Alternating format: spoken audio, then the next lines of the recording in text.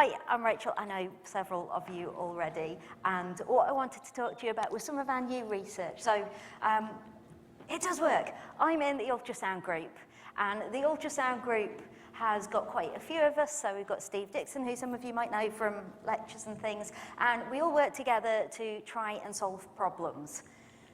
So we work with ultrasound. Ultrasound is sound waves that are so high frequency that the human ear can't actually hear them. So if we look, this is, do I have the box on it? I do.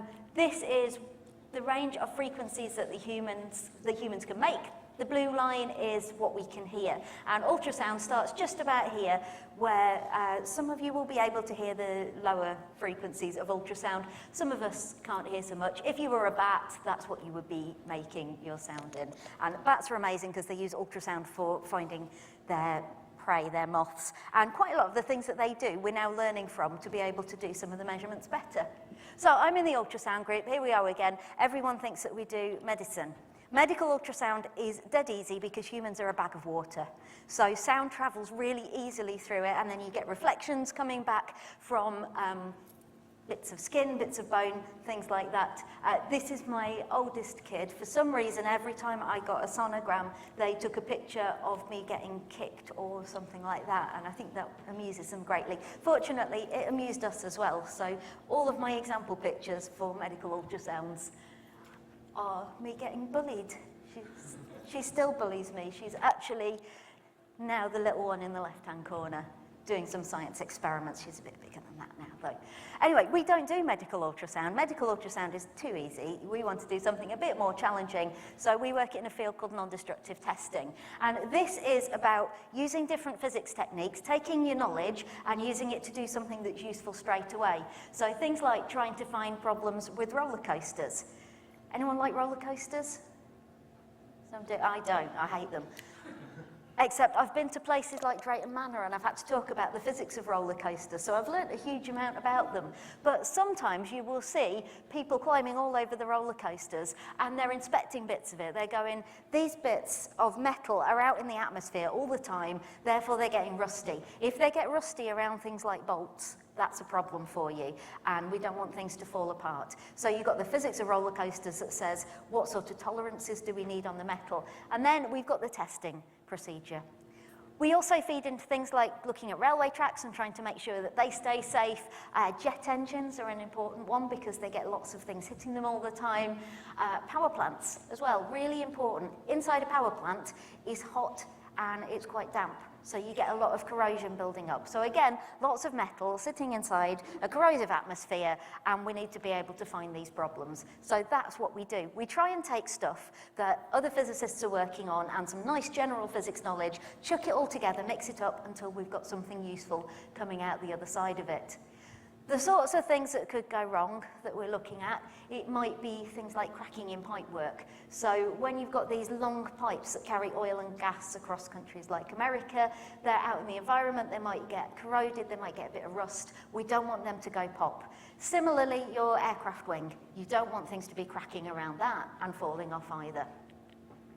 On railway tracks, they're quite an interesting example because most of the time, you are building up stresses inside your railway track with the trains going over because they're so heavy. And most of the time, that stress is nicely contained. So someone did a beautiful talk, put their slides up on the internet. I have shamelessly stolen them and used them now because it turns out that railway wheels and tracks are designed so that the flat bits go together. And if your flat of your wheel is touching the flat of your rail, you can do calculations of the stress, and you can see the stress spreads out beautifully through your rail. They're designed to take a huge amount of weight on just a small bit of metal. If you have a piece of track that's going around the corner, though, something going around the bend, you start to build up stresses because the contact changes. And as soon as you get this build-up of stress, you can initiate a crack. As soon as your metal starts to break, water gets in. When the water goes in, the next train goes over, pushes against the water, and the crack starts to grow. So there's lots of things going on. We need to be able to find these problems and find them quickly and reliably and say exactly how big stuff is. So how can we find defects? There's lots of ways of doing this. We could look to the distant past. So this is a group of people who worked on the railway track, and what they did was some of them would have the skill of going around and hitting the railway track with hammers. This was actually what my great-grandfather did in Birmingham, and I didn't find this out until I moved to Warwick, stopped doing superconductors and magnets and moved to doing big chunks of railway tracks, which was a really strange change, going from samples, tiny bits of dust, to miles of stuff. But my great-grandfather used to wander along, he would hit things with a hammer, and he could hear the change in the railway track. The way it rang was different if the track had got a problem versus if it didn't. But we can't send people along the tracks anymore. It's not safe. We've got a huge amount of very high-speed trains going along, so there has to be a more modern way. So we could turn to things like medical physics. In medical physics, if we want to look inside the human body and find something like a cracked bone, we'd use X-rays. And radiography is amazing because it will show you lots and lots of the problems that are inside. I wonder if that's what Reese is having right now. It's kind of a nice example, but I wish he hadn't had to go and do that. We do an equivalent in non-destructive testing. So humans, bags of water, dead easy to send stuff through. Bits of metal, much harder, and also the metals tend to be out there in the environment and stuck on some sort of component. So using X-rays, we can again look through pieces of metal, we can get a really beautiful gold standard measurement that tells us what's inside there. But it's challenging because you can't just go around your power plant shining X-rays everywhere. You have to close sections. You might have to take sections out because to get good resolution, you have to get a small piece of sample. So it's a gold standard, but it's not actually that easy to do all the time. You can use ultrasound. There's Karis again, giving me another kick. Ultrasound is used a lot in industry. It's easy to use, it's simple to apply. You've got the thing where, I don't know if anyone will have ever had a medical ultrasound scan. I've obviously had quite a lot because when I was a kid I had a hole in my heart, so I had ultrasounds every year. So I am used to them. They cover you in gel, and the gel is really sticky, and what it's doing is filling up all the air gaps. Because when the sound comes from this thing that he's holding in his hand called a transducer and goes into another sort of environment, if there is air there, you get a huge reflection coming back, so it doesn't travel in very well. The gel couplant fills in all the gaps. It's also used in industry because we have to get sound into structures, which means, I don't know if you can see just down there, that's a blob of gel where someone's already done a test. So we try and invent new ways of doing this. All of this comes down to the same physics, though. The same physics for doing ultrasound in looking for babies or looking for problems in pieces of metal comes down to echoes. And it's all about sending sound in and listening for echoes coming back. Same with bats, trying to catch their prey, and we've got one of our lovely equations, speed is equal to distance divided by time. If you know how fast the sound is travelling, which we do know how fast it travels in air, in metals, in stomachs, you can work out by listening to the echoes how far it's travelled. So you can build up this picture of where something is. So here is an example. If any of you have done the second year ultrasound experiment here, you'll have done this. We take along a transducer, which is something which is going to turn electrical energy to sound energy and back again. Uh-oh, there's a hole in the track. We need to find it. So what we do is we generate some sound waves. We listen for echoes. These are my pretend echoes made using Origin with a shamelessly terrible time axis with no units on it because I made this up. I need to get some actual examples of this because that would be much better.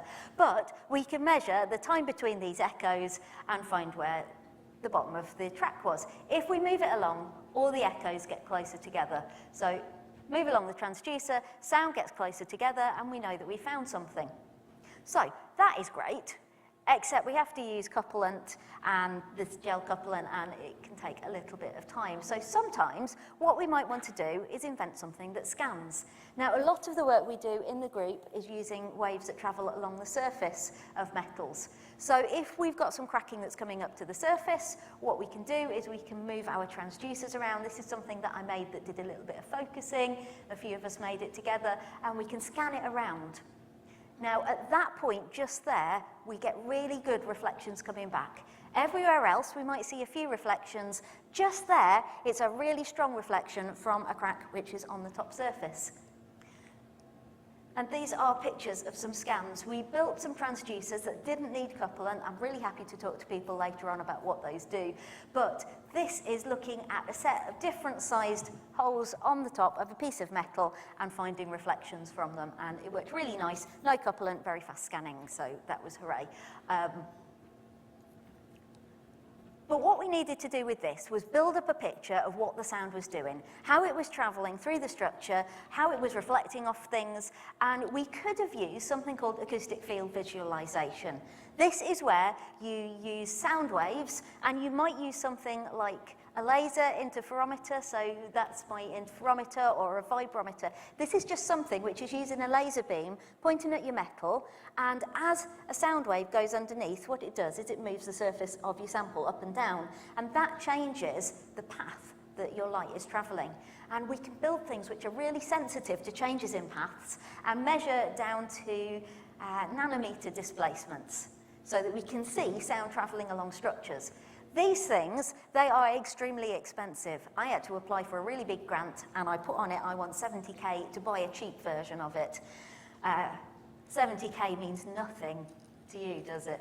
It's just peanuts compared to your equipment. But for me, based on comparing it to other things that we do, which is where we buy a bag of magnets and a bunch of wire, and we build stuff, get a bit of solder, that sort of thing. 70k is a really big investment and not one that's going to be used out in industry. But it gives beautiful pictures. This is not beautiful, it's noisy, but that little shiny bit of yellow in the middle is sound being focused. So, what I want to think about is what might the future be. We've got lots of techniques that are great and are being used, so what could the future be? And to do that, obviously, I turn to my past as a bit of a Trekkie. I grew up with watching Next Generation, and one of my favourite people on it was Geordie. Geordie was the chief engineer on the Starship Enterprise. Geordie was blind, and he had this thing called the visor. And the visor, visual instrument and sensory organ replacement, meant that he could see. But he could see outside of the normal human range. He could see changes in temperature of people. He could tell if people were lying through, that sort of thing. Didn't really help him very much with personal stuff. But he was one of my favourites because he was just accepted. No one cared about any sort of disability, and actually he could have tuned this visor to do something a bit different, because if he could have seen sound, he could have done something even more special. Just to say, there is a thing called the Geordie. This is Joint Optical Reflective Device. It's a visor, and inside there's a camera, and what it does is it magnifies things that you're looking at. So if you've got partial vision, then you can see on the screen inside. It will magnify what you're looking at so people can read, but you need partial vision for that. They are obviously Trekkies as well with how they've named it. Ultrasound can be used to see. So people are now developing smart canes, and smart canes are things for people with no sight or very limited sight, and they send ultrasound out from the handle. Just like parking sensors on cars. They're sending out a beam that's going down to look for trip hazards, a beam that's going upwards to look for things that you might knock your head on. Some of them will even integrate with Google Maps, and Google Maps can then be asked to direct you to places. So you've got your GPS, seeing where you are, you're getting directions spoken to you, and on the handle you're constantly getting some things buzzing that tell you where there is a problem. So if we can use sound to see, could we turn everything around? I'm really impressed with my terrible animations there when I found that button. Anyway, could we use sight to hear? Could we do something like Geordie could have done, where instead of sending sounds through and looking for reflections, could we make some sound waves, send them through, and have a look at how they travel? So sound will travel through metal as long as we've got enough couplant in the way, but it's going to get blocked by holes inside. So if we could make a nice little film on the other side of this block of metal that we've got, maybe we'd see a shadow. And that's what we want to develop. To do that, we are using things called liquid crystals. And liquid crystals, most people know about them from liquid crystal displays. Liquid crystals are a very strange material. They're sensitive to fields, and it might be electric fields, magnetic fields. They are also sensitive to sound fields and to heat. So if you make a display out of them, you have a little bunch of liquid crystals, and you have some electrodes to apply an electric field, and you have polarizers. It's a slightly complicated setup, but you can get beautiful displays. It all comes down to the properties though. So they will change optical properties based on what you're doing to them. Now, a liquid crystal, I've got some more maths because maths is just brilliant. There is a thing that you can define called the order parameter, and this says what is the average direction that things are pointing effectively. If you've got something like a solid, it's highly ordered. Everything, your molecules or your atoms are going to be pointing and placed in the same places, so it's got an order parameter of 1. Everything is pointing in the same direction. A liquid has got no intrinsic order whatsoever. Everything is just randomly pointing in different directions. So this order parameter S is equal to 0. Liquid crystals sit somewhere in between. They've got a bit of order, so you tend to get alignment, but they can also flow. Now, we're using a special type. Now, we've done some experiments with other types of liquid crystals, but the ones we're using are called thermochromic liquid crystals. Have you ever had your temperature taken by sticking a strip across your forehead and it changes colour? Some have, or played with a piece of paper that changes colour. It's really good fun to play with. I normally bring some along, and I forgot to fetch that because I got distracted with having to go and get nappies for the smaller child. Anyway, thermochromic liquid crystal is something where the colour depends on the temperature.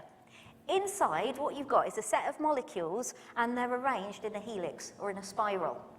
Now, as you heat up your material, that spiral expands or contracts.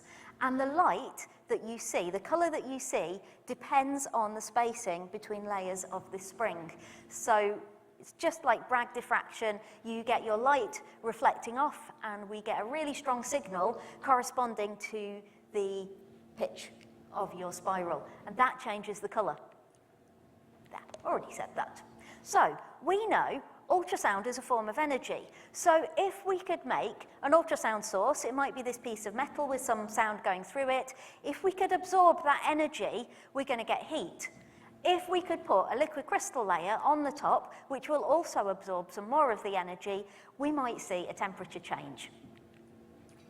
To test that out, we've used a thing called an ultrasonic drum. So here's the picture of the drum to make it look like we're doing something sensible. Here is the picture of the actual thing. So it is a metal cap, there's my metal cap, with a little vibrating element behind it. And we can use this to make sound. This is actually a parking sensor bought from Amazon for a couple of quid.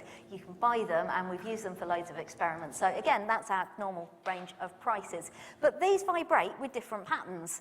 This pattern here, this is when you work at its fundamental frequency. But as you increase the frequency, it starts to vibrate on the front face with lots of different patterns. This is an actual measurement. It was made using a laser vibrometer, and someone spent possibly several days, definitely at least 8 hours, moving their point backwards and forwards across something that was about 2.5 centimetres diameter. Took a long time. This is because we bought the cheap version of it. There are ones that would do it in about 20 minutes. So, annoyingly for them, what we did was we came along with a piece of liquid crystal sheet, a backing layer, and this vibrating cap is underneath. So I'm going to hopefully show you a video. It is working. That's it, real time, being turned on and off. And what you're seeing is those vibrating patterns heating everything up. We're absorbing the energy. 2 different frequencies. So back to the first frequency, it's got one pattern that looks a bit like a cross with a lot of rings, back to a different frequency. We did that in seconds, whereas someone had spent 8 hours doing a scan. So that's kind of nice. We're seeing sound. But what else could we do with it? Can we actually do this dream experiment? Now, again, I'm doing all of this on a shoestring budget. One day, someone is going to give me some research funding for it. But for now, we are doing lots of fun stuff with kit that you can buy off of Amazon and anywhere else that's cheap enough. I think we've had some eBay things as well. Now, I'm going to show you something. It's got an aluminium block. We've got a transducer that's generating sound wave at 5 megahertz. We've got, that looks like a slightly posher camera. This was a student's mobile phone pointing at the piece of aluminium. Now, in the aluminium, we had sneakily drilled in some holes. And what we wanted to do was send sound through and see if we could see the shadow. So Martha did a beautiful video. This is a slightly sped up one of her moving the transducer on the back of the aluminium. The back of this plate was slightly wonky, and none of us are any good at doing this. If anyone has done the second year ultrasound experiment, we all hate using those transducers as well. But basically, you can see colours appearing, and that's where the sound is being absorbed. And then there are regions where there is no colour. That's the shadow.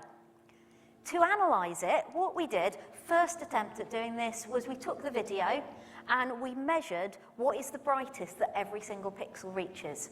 Now, some of these bits, like up here, it's black. If we don't get any colour coming through, then the saturation or the brightness stays really small. So here is the picture that came out. And hopefully, I'm going to ruin it by saying, can you see the little steps in it? There are some steps. This corresponds to that sort of region on the scan. So we've got a shadow that matches the shape of the problem that's inside there. This is early days stuff. It might one day become a smart paint that we could put out in industry. That is the dream, that we could go out into industry, paint some of their components, get them to send sound waves through, and then just have a camera, possibly on a drone, that takes a picture for us and shows us what's going on. It's not up to the quality of medical ultrasound, but again, bag of water versus a bit of metal where you're getting lots of reflections, lots and lots and lots of development, versus buying some things from Amazon, chucking them on, and trying to find out something that was actually going to work. And it did. And we all got very, very happy, and someone's written a PhD thesis on this, mostly based on her lovely analysis of everything that was going on. So we can use sound to see. We can look inside structures, and potentially we can make these films that might show us what's going on inside them, which would be nice. So Oksana and Martha are my liquid crystal co-conspirators, and Claire provided me some of the scanned pictures. But that's what we do. We're using sound to see.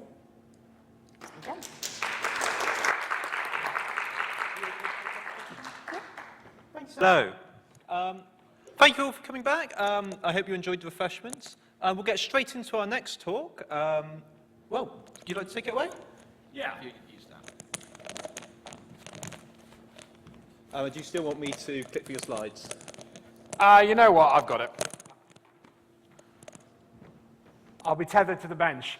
Hello, everyone. Thank you very much for coming. I'm Tom Montenegro-Johnson. I'm a professor of applied maths, and I struggled thinking about what to talk to you about. I thought about doing my own research, but actually I've been really digging this idea recently of thinking about what you can achieve with minimum raw materials, mathematically.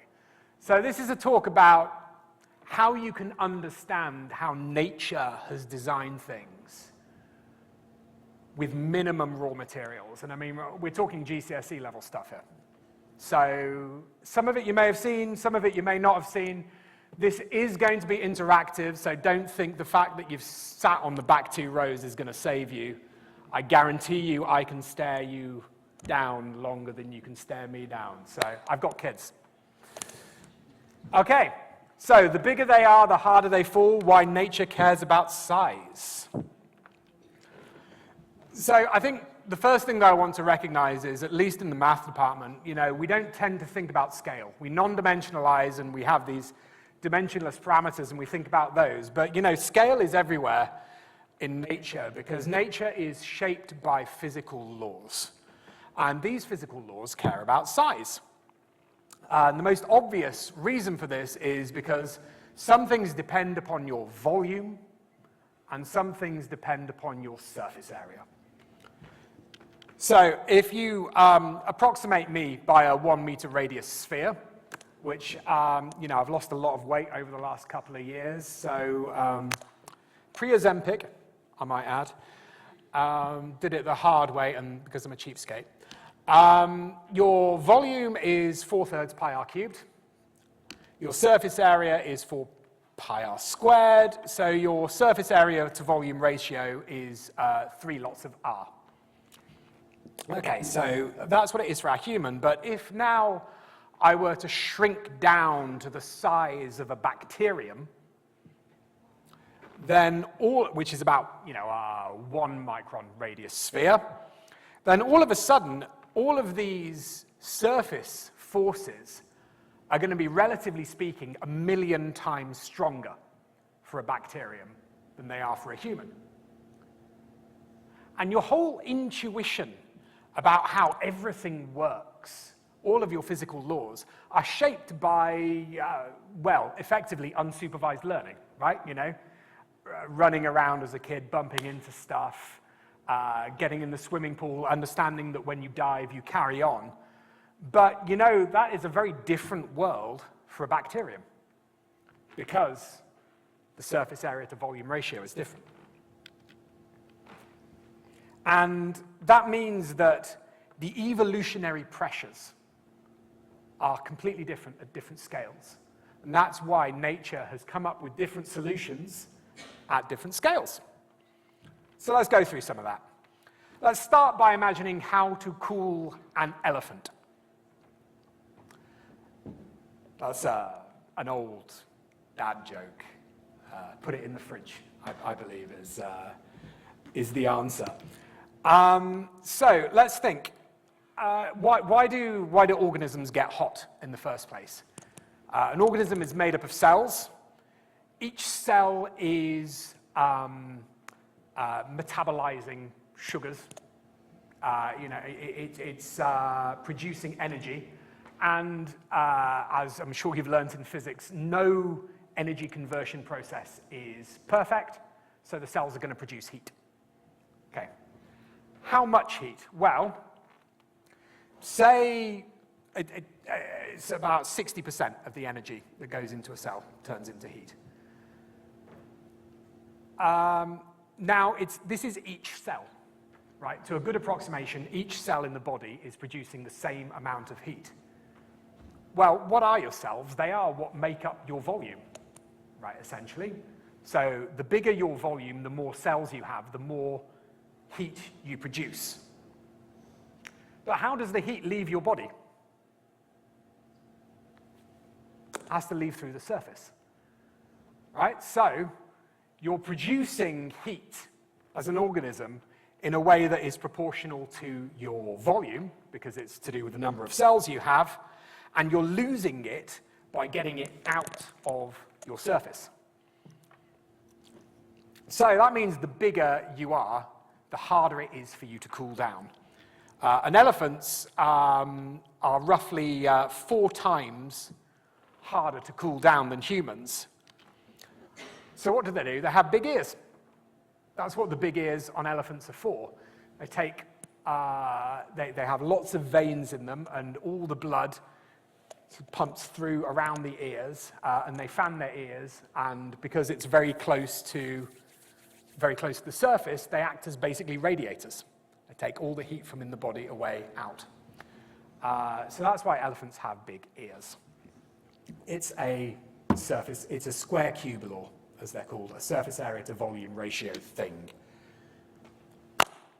Right, so I'm what I believe the kids refer to as a short king. And back in my rugby days, I had fairly chunky legs. This is a classic interview question for Google.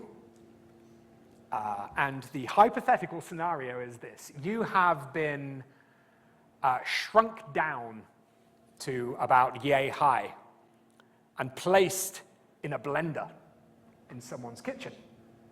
And someone is about to, one presumes the antagonist of the story, is about to turn on the blender and blend you into a sticky paste.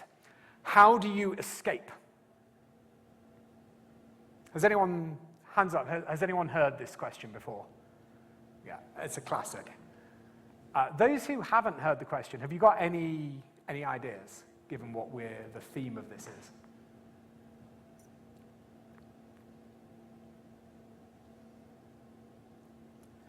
So the answer is, more or less, to just jump out. And here's why. So if you imagine kind of a thought experiment that was, I think, originally due to Galileo. I've got a marble pillar, and I'm going to, it's, you know, a square marble pillar, 1 by 1, say, and I'm going to put a bowling ball on top of it of increasing increasing weight. At some point, say X kilograms, the marble pillar is going to collapse. Right? It won't be able to support the weight of the thing on top of it. If I make that marble pillar longer, I can put it won't support any more weight. Right? Fundamentally, it will just break with the same kind of weight on top of it. However, if I now have 4 of these marble pillars, it is trivially supported. These are each supporting the same amount of weight. Bring them together, you have got a chunky pillar now that is able to support 4 times the weight. And this means that this thought experiment shows you that the strength of materials is proportional to their cross-sectional area. Okay? The same is also more or less true of muscles.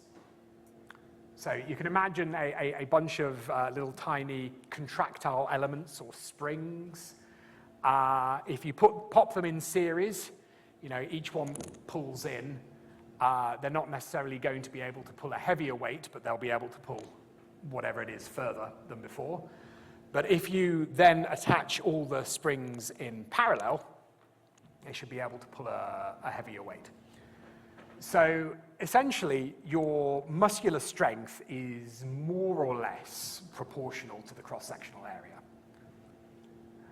So that means if you get shrunk down proportionately, say by a length factor of 10, you should be able to jump roughly 10 times higher, which is pretty cool. So that is how you get through. Oh, there we go. It's also why buildings can only get so tall. And it's why, more or less, squirrels, right, are able to jump really high. In fact, in nature, you sort of see that once animals reach a certain size, they're able to more or less jump the same height. All of them. It's a bit of an example of a universal scaling law.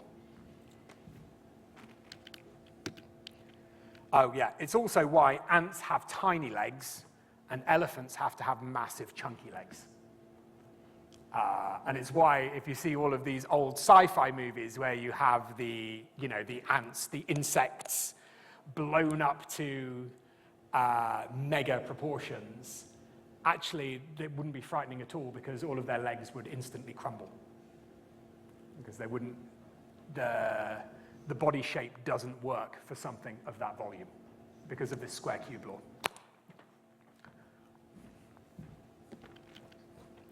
Right, so that's all kind of statics and square cube laws. What happens when you start moving? So, I mean, a classic, I hope you've all seen Newton's second law. It's a bit of a big deal.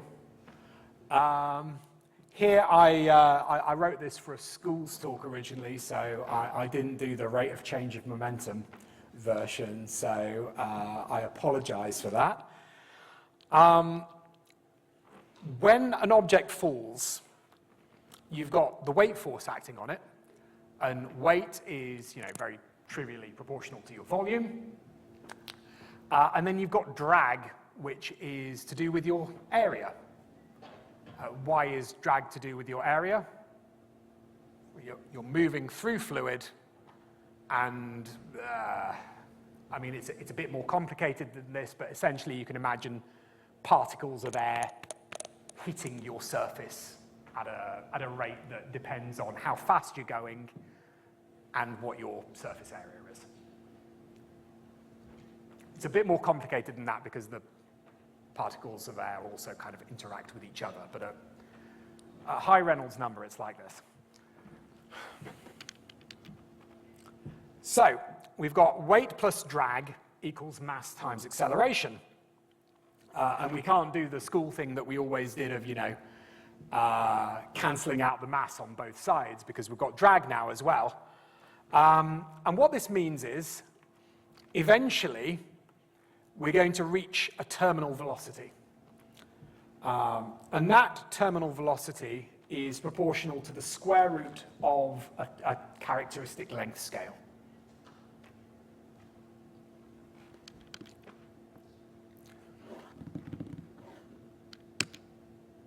Okay, so what does that mean for animals? It means that the cat is nature's perfect animal. You will not get more perfect than a cat. It is the ideal size, and it lands on its feet. So the bigger they are, the harder they fall. Over longer drops, because it's force equals mass times acceleration, you have to have time to get to this balance where drag is balancing your weight exactly and there's no acceleration, right? So assuming that you drop for long enough, bigger animals will have a higher terminal velocity, right? I mean, that just makes sense. Proportional to the square root of the characteristic length scale, so the terminal velocity of a squirrel is about 20 miles per hour, and the terminal velocity of a human is around 150 miles per hour, which is terminal. In the squirrel's case, it is not. And if any of you have ever seen, there's a wonderful YouTube video by this former NASA engineer called Mark Rober that one of my kids absolutely loves, where he sets up a whole kind of trap for squirrels, and it's very ethically done. I recommend you go and see it. And there is a squirrel launcher in that, and they really are incredible athletes. So we've got this, but this isn't the only thing about the bigger they are, the harder they fall, because actually, even at the same things, big things fall harder. Because think about what happens when you hit the ground. So materials don't break necessarily because of the force you apply to them. It's the force per unit area, right, over, pressure, effectively. So if you've got two objects made of the same material hitting the ground at the same speed, and one object is 8 times the volume of the other, the force when they hit the ground is given by this, and Newton's law. The contact area over which the force is distributed now will be proportional to the surface area, generally speaking. Right? I mean, if you've got something ball-shaped, or if you've got a cube, say, that is hitting the ground flat like that, all the area makes contact at once, then trivially, force per unit area is the bottom face of the cube, is the force you get from Newton's law divided by the bottom area of the cube. So that means that the larger object experiences twice the pressure on the fall. And that's why grown-ups easily damage soft tissues when we fall over, much more so than children, right? I mean, everyone says kids bounce. Don't try it. But my 7-year-old will quite often leap from a height that would break my ankle and then immediately run off. And obviously he's far more athletic than I am as well, but there is this square cube law in effect as well.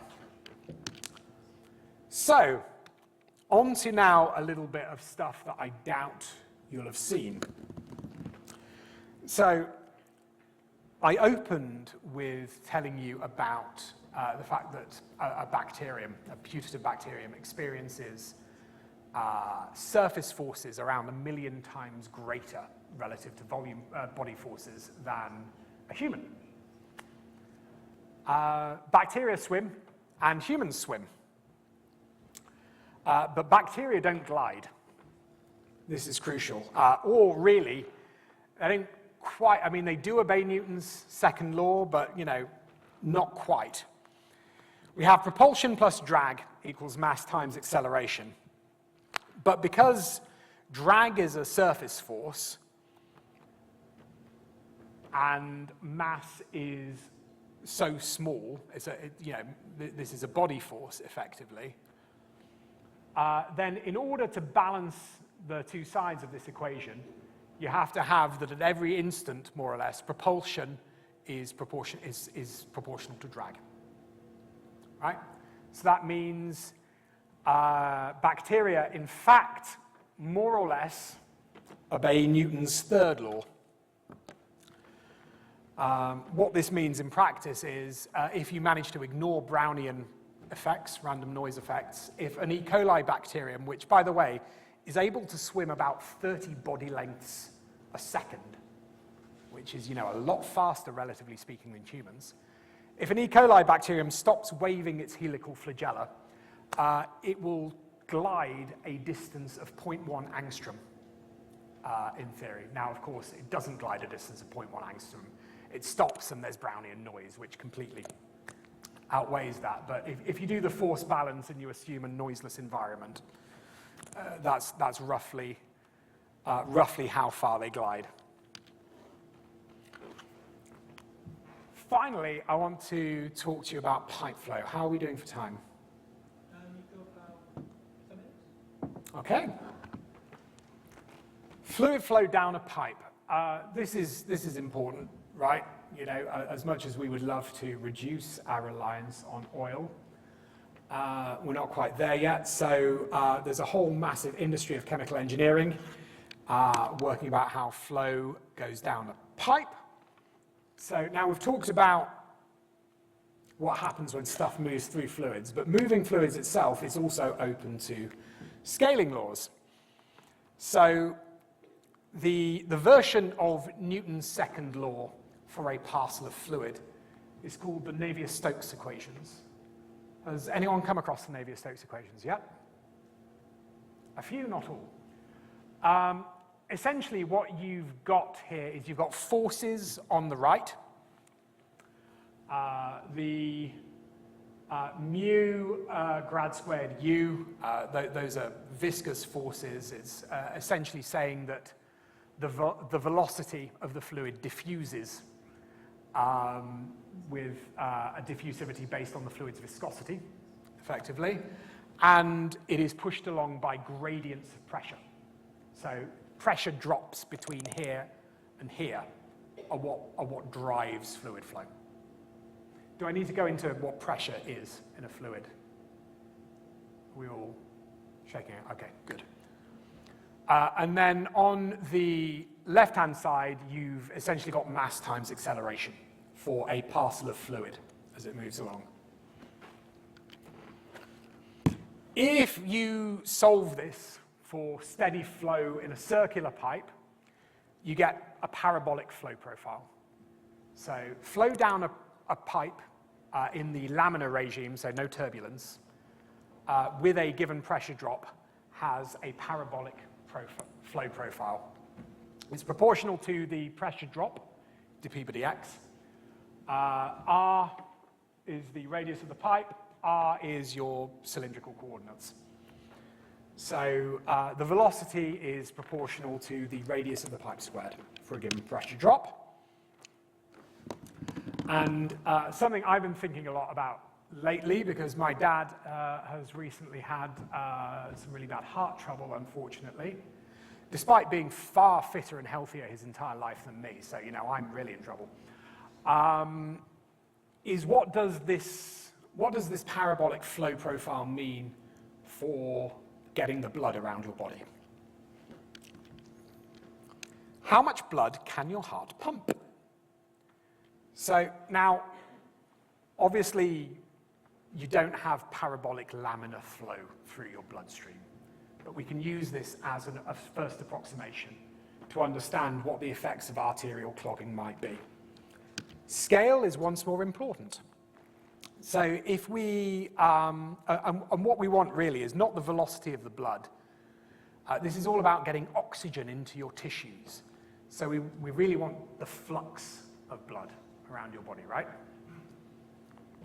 So The maximum flow velocity u is at the center, which is given by this formula here, and the average flow across any given cross-section is the maximum over 2. So the volumetric flow is just the average flow velocity. The flux is the average flow velocity multiplied by the cross-sectional area that the flow is going through. That's how much blood for any given unit of time is getting to your tissues. So, what do we notice about the power of R that we have here, which is the radius of your artery?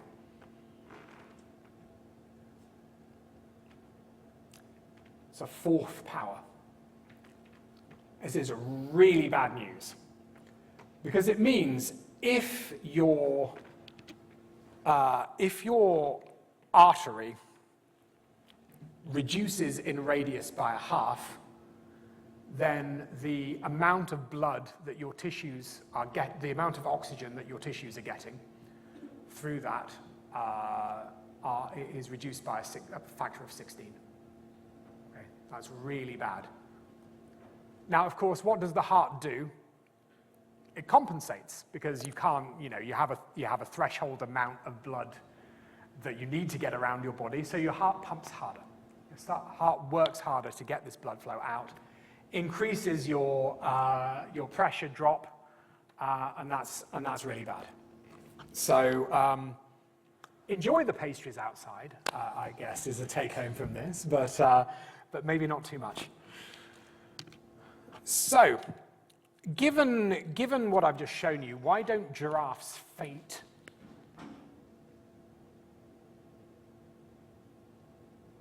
Is this a sensible question to be asking in the first place? So, giraffes do have a brain. It's not, in the same league as ours, but they do have a brain. They need it. They need blood to get up there. But we've just said that the pressure gradients are what drive flow, right? And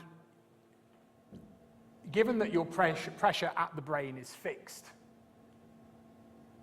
the longer the distance that you have to pump the flow, and giraffes' necks are very long, I can confirm, sort of known for it, then the higher the pressure needs to be at the bottom of the neck in order to get the flow all the way up the top, because it's the gradient that drives the flow.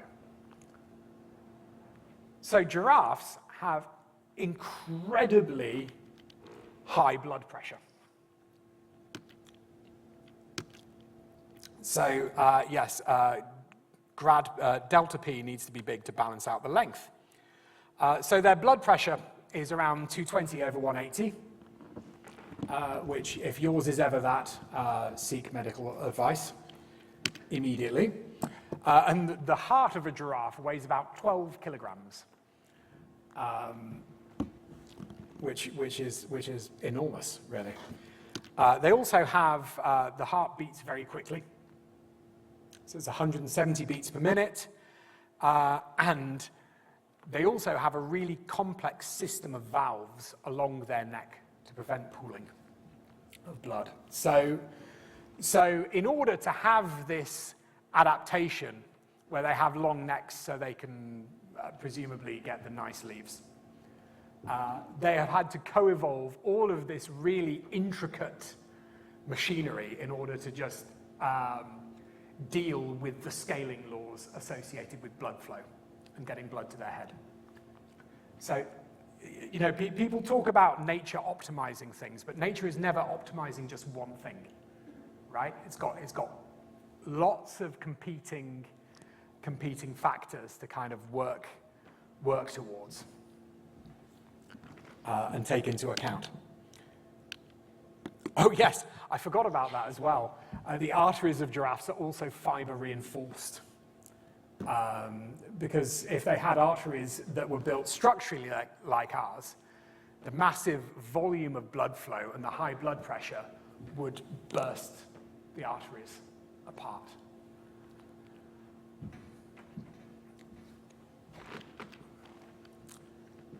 Right. So finally, how long have I got? It's important to think that, flow is also not the only way to move stuff. You've all heard of diffusion? Nods? Good. So diffusion is a type of undirected transport. Many things obey essentially a random walk. It's true for molecules as well as stock prices, for the most part. And if you toss a coin, heads you step one way, tails you step another way, your mean will be 0, but you will move. And at some point you'll move a certain distance, and if there's 1 million of you, you will spread out. And so the result of this kind of coin flip process, if you average over a lot of individual agents and take the appropriate limits in terms of jump size and time step size, you get the diffusion equation. So a bunch of stuff behaving randomly at zoomed in scale smooths out to diffusion at macro scale. But the weird thing about diffusion is, because it's kind of based on this random back and forth, the time to travel any distance, L in a flow is, easily, the time is distance over speed, right? That is what we are familiar with at our length scale. That's why people get speeding tickets. But the time to diffuse a distance, L, is L squared over the diffusivity. So there's this length squared dependence, and what does that mean? Well, at very small length scales, diffusion is a really quick way to get places. But if I were to rely on diffusion to give me the signal that I've stubbed my toe, traveling up the axon in my leg, I believe it would take around 30 years for me to find that out. So diffusion, very fast, very effective at small scales. It's how oxygen gets out of our red blood cells, not good at large length scales. And the way we characterize this mathematically is via the Peclet number, LU over D, which is effectively the ratio in any kind of flow of any kind of stuff, like for instance milk being stirred into tea. It is the ratio of the advective transport rate versus the diffusive transport rate. Did I get that the right way around? 0 Peclet number is diffusion dominated. High Peclet number is advection dominated. And this is why your lungs branch like trees. At the top of your lungs, we need to draw in air. We've got a large length scale. So we draw in air from the outside, and this is flow dominated. So this is advective flow, so it's high Peclet number. And then as your lungs branch, the surface area increases as you go down and down and down, slows down the flow to the point where, if you took the alveoli of your lungs and spread them out upon the floor, it would be about 25 meters squared, which I believe would cover this stage nicely, as a visual for you. And that changes the Peclet number from the top of your lungs to the bottom of your lungs by a factor of around 10,000 to 100,000, if I recall correctly. So that's why you have this branching structure like trees. And I believe I've run out of time. So hopefully I've convinced you that you can understand how things are built in nature with, I think, pretty basic maths and physics. It's a real kind of minimal raw materials type talk. Do you have any questions? Okay, excellent.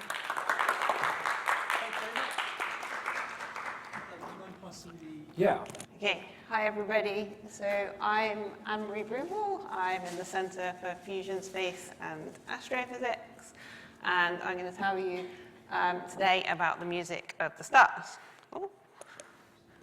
Okay. So I'm going to start off by telling you about the sun, though, because the sun is my favorite star. And the reason it's my favorite star is because you can see the sun in huge amounts of detail. So these are some images of the sun that were taken by the Solar Dynamics Observatory, which is a NASA satellite that's looking at the sun all of the time. It primarily, well, these images are all in the UV, but they're at different wavelengths, which means they're looking at different temperatures, and that means we're looking at different layers in the sun's atmosphere. So the sort of slices at the bottom are the surface of the sun, and then we move out, not sequentially actually, but move out through the sun's atmosphere. And so by looking at all of these different images and all of these different temperatures, we can build up a really good idea of how the sun's atmosphere changes as we move out from the surface. And so we tend to think about the sun's atmosphere as being kind of like the shells in an onion, where we start off at the photosphere, at the surface, and move out through the chromosphere, and then into that outer corona. And there's some really interesting features there, like the fact that the corona, well, the surface of the sun is about 6,000 degrees. The outer corona has a temperature of about 1,000,000 degrees.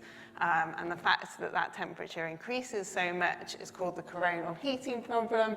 And that's something that some of my colleagues are working on at the moment, trying to understand why that happens. The focus of my research, though, is looking the other direction, so looking inside the sun. And you can see from this image here that we also think that this kind of has onion shell layers as well. So starting in the middle at the core, where the fusion is happening and all the energy is generated, that energy is then transported outwards initially by radiation. So we have a radiative layer, and then we switch to convection in about the outer 30% of the solar interior. But how do we know this? How do we know that we have these different layers? How do we know that there's convection in the outer 30% of the solar interior? And the reason we know this is because we can do something called helioseismology. So a lot of people tend to be familiar with the concept of seismology on Earth, where we have an earthquake, it makes some waves, these waves travel through the interior of the Earth, and by observing them again at the surface, we can pick up ideas of what's going on inside the Earth. I do exactly the same thing, but with the sun. So at any one time, there are thousands of oscillations that are trapped inside the sun. They bounce around the interior, as shown by the lines on the plot there. They travel to slightly different depths in the interior, and so if we can observe their properties, like their frequencies, we can combine that with knowledge about how deep in the interior they're traveling, and that allows us to build up a profile of what's happening in the solar interior.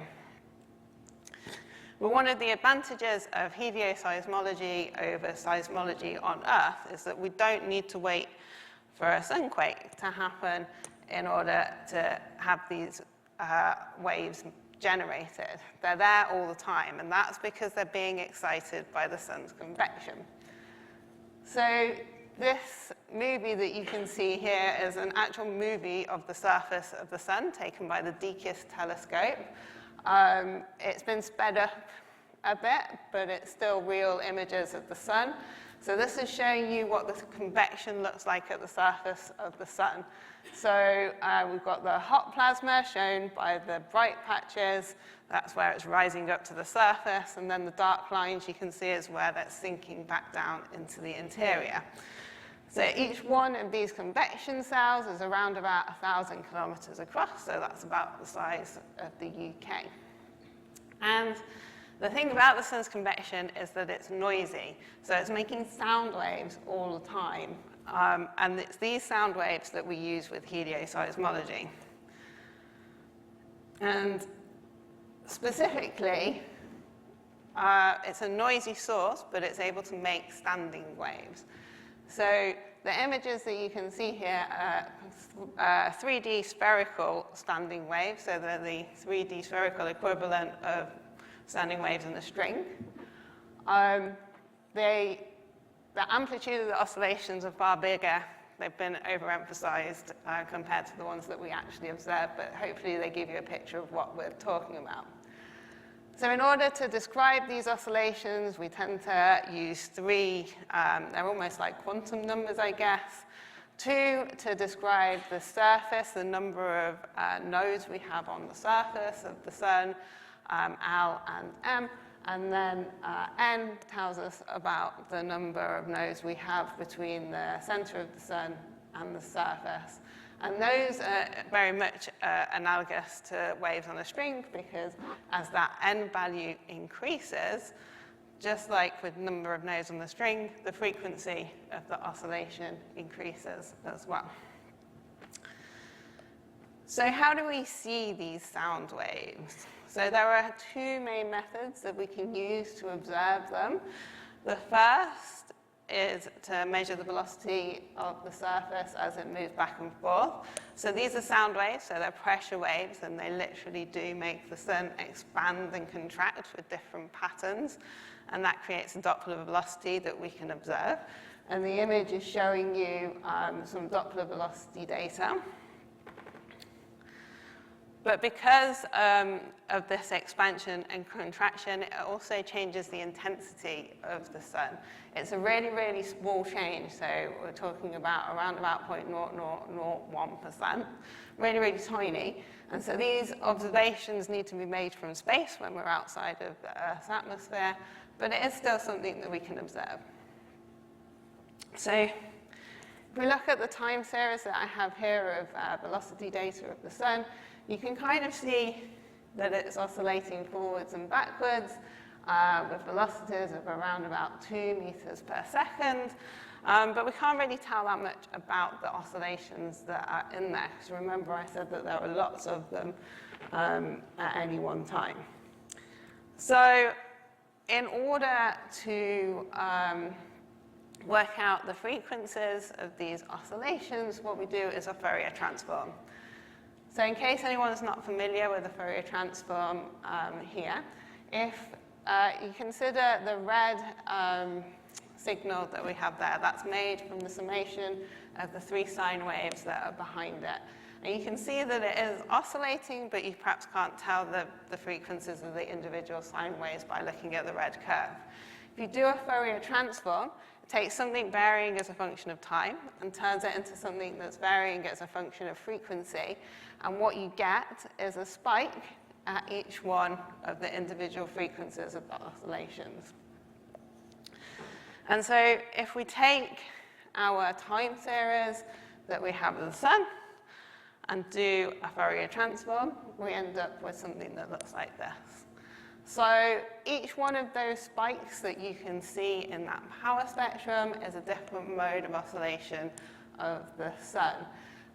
You can see it's kind of got that regular comb-like structure to it. That's because of those increasing frequencies of the standing modes.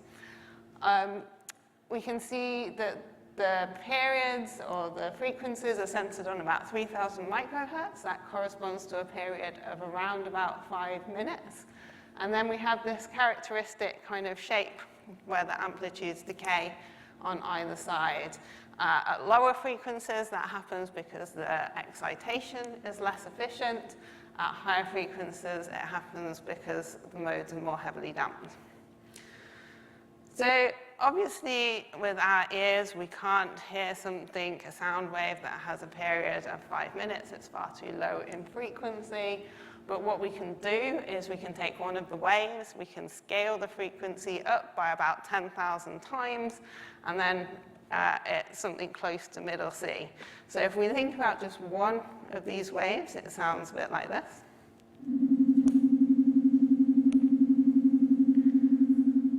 Okay. So could you hear that amplitude going up and down? Yeah, so that's because it's being excited by the convection, which is turbulent. So sometimes it gives the mode a kick in phase with the oscillation, and that increases the amplitude, but sometimes it kind of pushes it out of phase, and that decreases the amplitude. So the amplitude of these oscillations is going up and down. As I said, there are lots of waves in the sun, and so if we add it all together, it sounds something like this. So it kind of sounds a bit like noise when we add it all together, just again highlighting how many there are and how difficult they are to separate. So what can we learn from these sound waves from the sun? Well, we can learn about the temperature. So the speed of sound is dependent on the temperature of the plasma the wave is traveling through. And so we can build up a profile of how the temperature of the sun varies inside. And so one thing that, for example, it can tell us is that the temperature right in the core of the sun is about 15 million degrees. We can learn about the different abundances of the sun, what it's made of. Again, if anybody has listened to what happens when you breathe in helium from a balloon and your voice goes really squeaky, that's because you're changing the speed of sound in your voice box. Same thing here, the speed of sound dependent on the chemical composition, and so we can work out that there's about 27% helium in the sun. And normally we associate working out abundances with spectroscopy. That's really difficult for helium because the lines are really complicated, and so this is one of the best ways of determining that. As I mentioned earlier, we know that there's convection in the outer layers of the sun. With helioseismology, we can get a really precise estimate of where we get that change from from radiation to convection at about 0.713 solar radii. And that one always astounds me because if you think about what we're measuring, the size of the sun, how precise that measurement is, I think is amazing. And one of the key results from helioseismology is looking at the rotation inside the sun. So the figure here is showing you how the rotation changes with radius. So you can imagine that just being a slice through the sun. So we've known for quite some time from observations at the surface that the equator of the sun rotates faster than the poles. But with helioseismology, we're able to work out that differential rotation actually is maintained through the convection zone. But then once we get beneath the convection zone, we get solid body rotation, so everything rotating at the same rate. And of course, that then leads to a layer of shear at the base of the convection zone. And turns out that that layer of shear might be really important in understanding where the sun's magnetic field comes from. So the sun's a magnetic star, but the strength of its magnetic field varies over the timescale of about 11 years, or 22 years if you want full polarity switches. So this is just a nice visual way of seeing that. So there's one image for each year from 1996 up to 2020. In 1996, we were at a minimum of that activity cycle, so you can see the sun looks fairly plain. Then in about 2001, we're at a maximum of the cycle, down to a minimum in 2009, and so on. So while we know that the sun's magnetic, at the moment we don't know that much about where this magnetism comes from. And again, that's one of the things that my research is trying to look at. Now, one of the best ways of observing how magnetically active the sun is to look for spots on the surface of the sun. So this image over here is showing you a close-up of a sunspot on the sun. So this is dark in the middle because it's a really strong magnetic field there and it suppresses the convection. So in the middle of a sunspot, the temperature is about 4,500 degrees compared to the 6,000 in the surroundings. Sunspots often come in pairs, and you see flux ropes that go from the South Pole over to the North Pole. And over here, you can see some spots on the surface of the sun, and then above it, you can see the flux ropes. So that's what's being shown in that previous image. But because these spots are really quite easy to observe, we've been able to count the number of spots for centuries. And so we've been able to see the sun's magnetic activity cycle going up and down over the course of around about 11 years for quite some time. With helioseismology, we can actually see that magnetic field is also present in the interior of the sun. So the orange data in this plot is showing you the sunspot number varying as a function of time. And the blue data is showing you the average change in frequency of the helioseismic oscillations. And so you can see that the two are varying in phase with one another. So showing you that the frequencies of the oscillations increase with solar activity. And we can do the same kind of trick. We can make a little sound wave in order to see what that variation sounds like.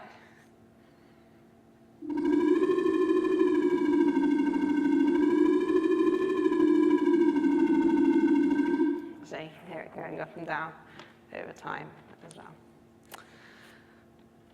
Now, the reason that helioseismology is really important, or the fact that we can tell that that magnetic field is there from helioseismology, we hope is going to be useful because we believe that the magnetic field is being generated in the interior, as I mentioned, at the base of the convection zone.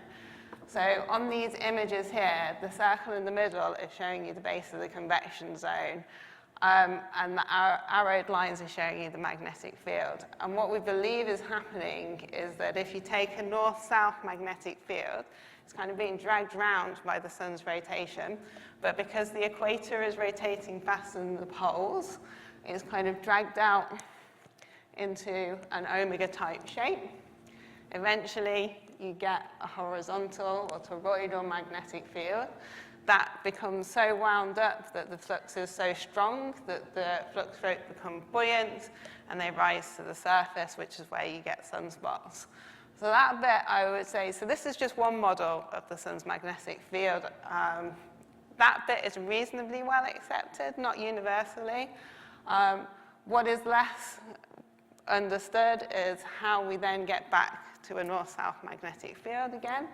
We think that the spots are dragged towards the poles by flows and then subducted into the interior, where you get a north-south magnetic field, but of the opposite polarity to what you started with.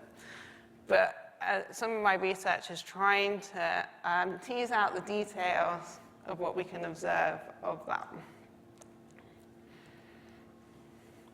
So I started off the talk by saying that the sun was my favorite star, so I'm going to finish it off by telling you what we can do that is similar to helioseismology, but with other stars in what's known as astroseismology. So astroseismology has really boomed in the last decade and a half because of missions like CORO, Kepler, and TESS. So each one of these missions, the primary aim was to observe to detect exoplanets, and they wanted to do that by looking at the small change in intensity of the star as the exoplanet passes in front of it.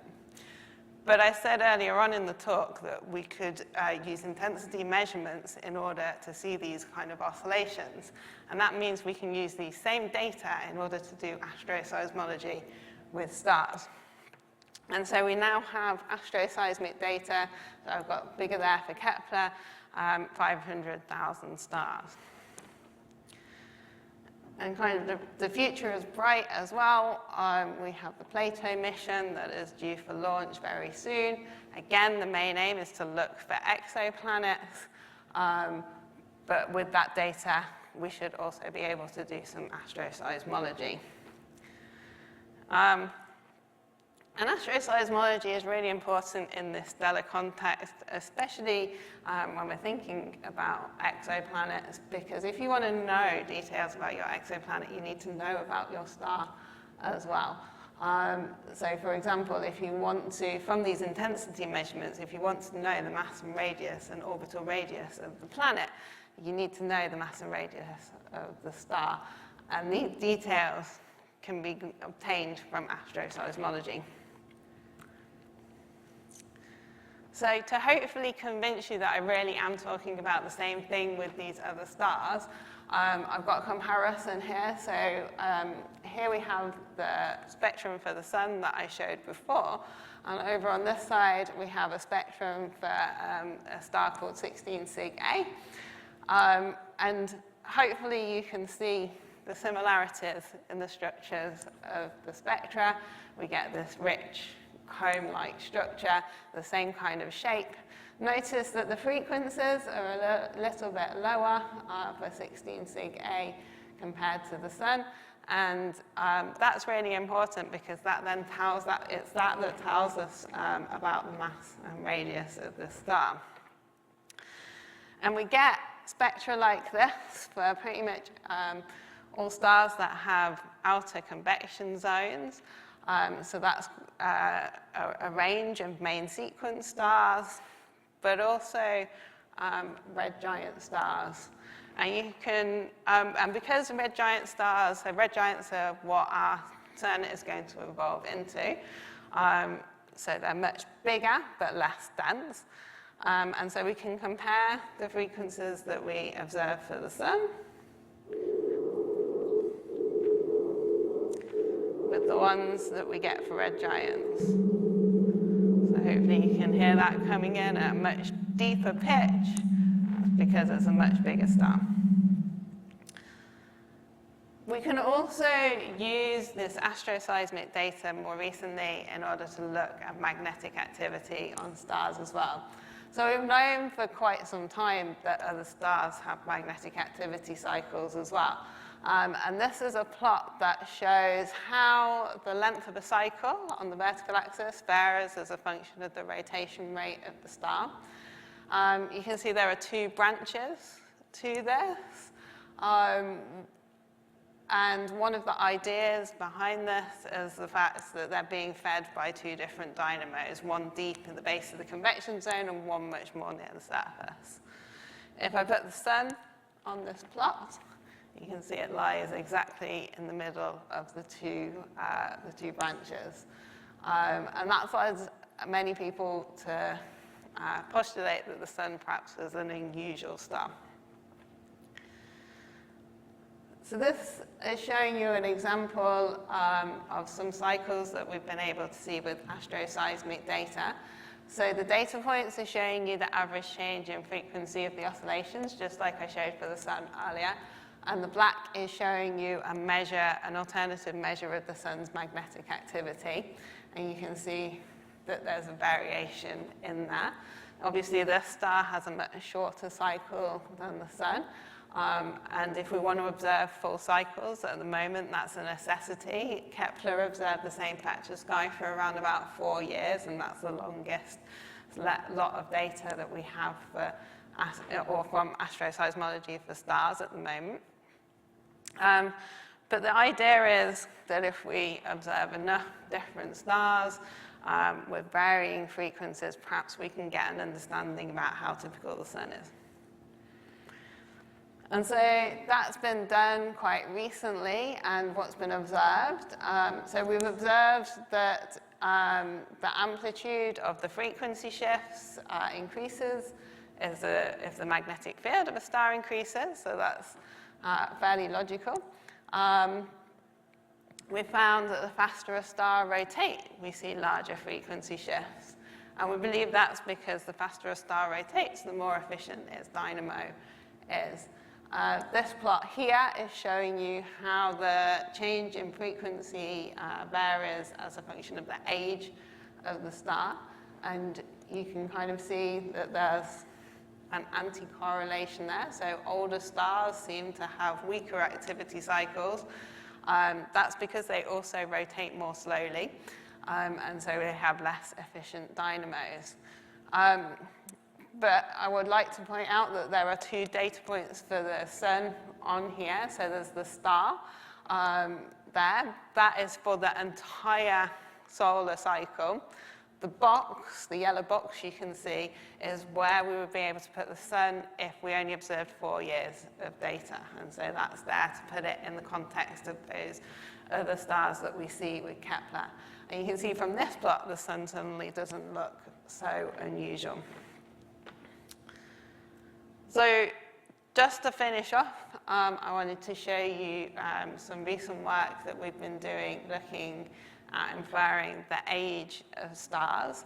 So that Plato mission that I mentioned, one of its key aims is to determine the ages of stars to a precision of better than 10%. And so in the build-up to that, Jerome Bertuzzi has been working on how precisely we can estimate the age of the sun at different phases in its solar cycle.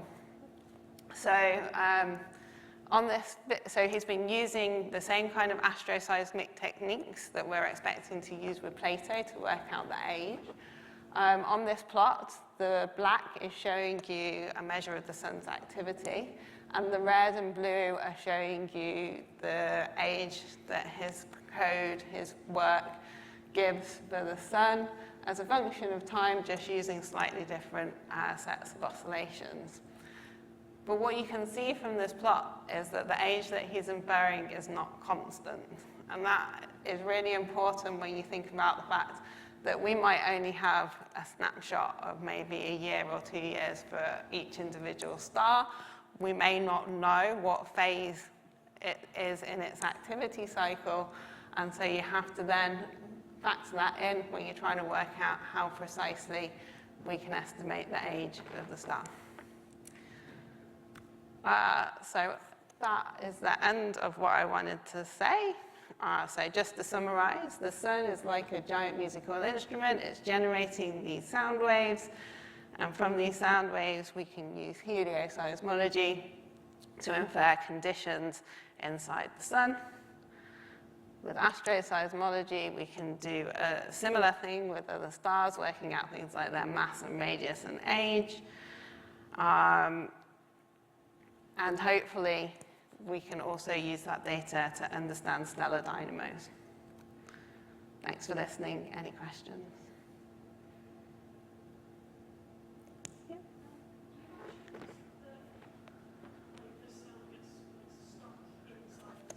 Yeah. Yeah. So if you think of it, so as it travels towards the surface, it's reflected at the surface because of the sharp drop in density. Then as it travels inwards, because there's a constant gradient in the temperature, and therefore densities and pressures, it's refracted. And so if you think back to the start, I kind of had lines going like that. So at the surface, that's why it's a sharp change, because it's being reflected. And then that curved inside is because of the refraction.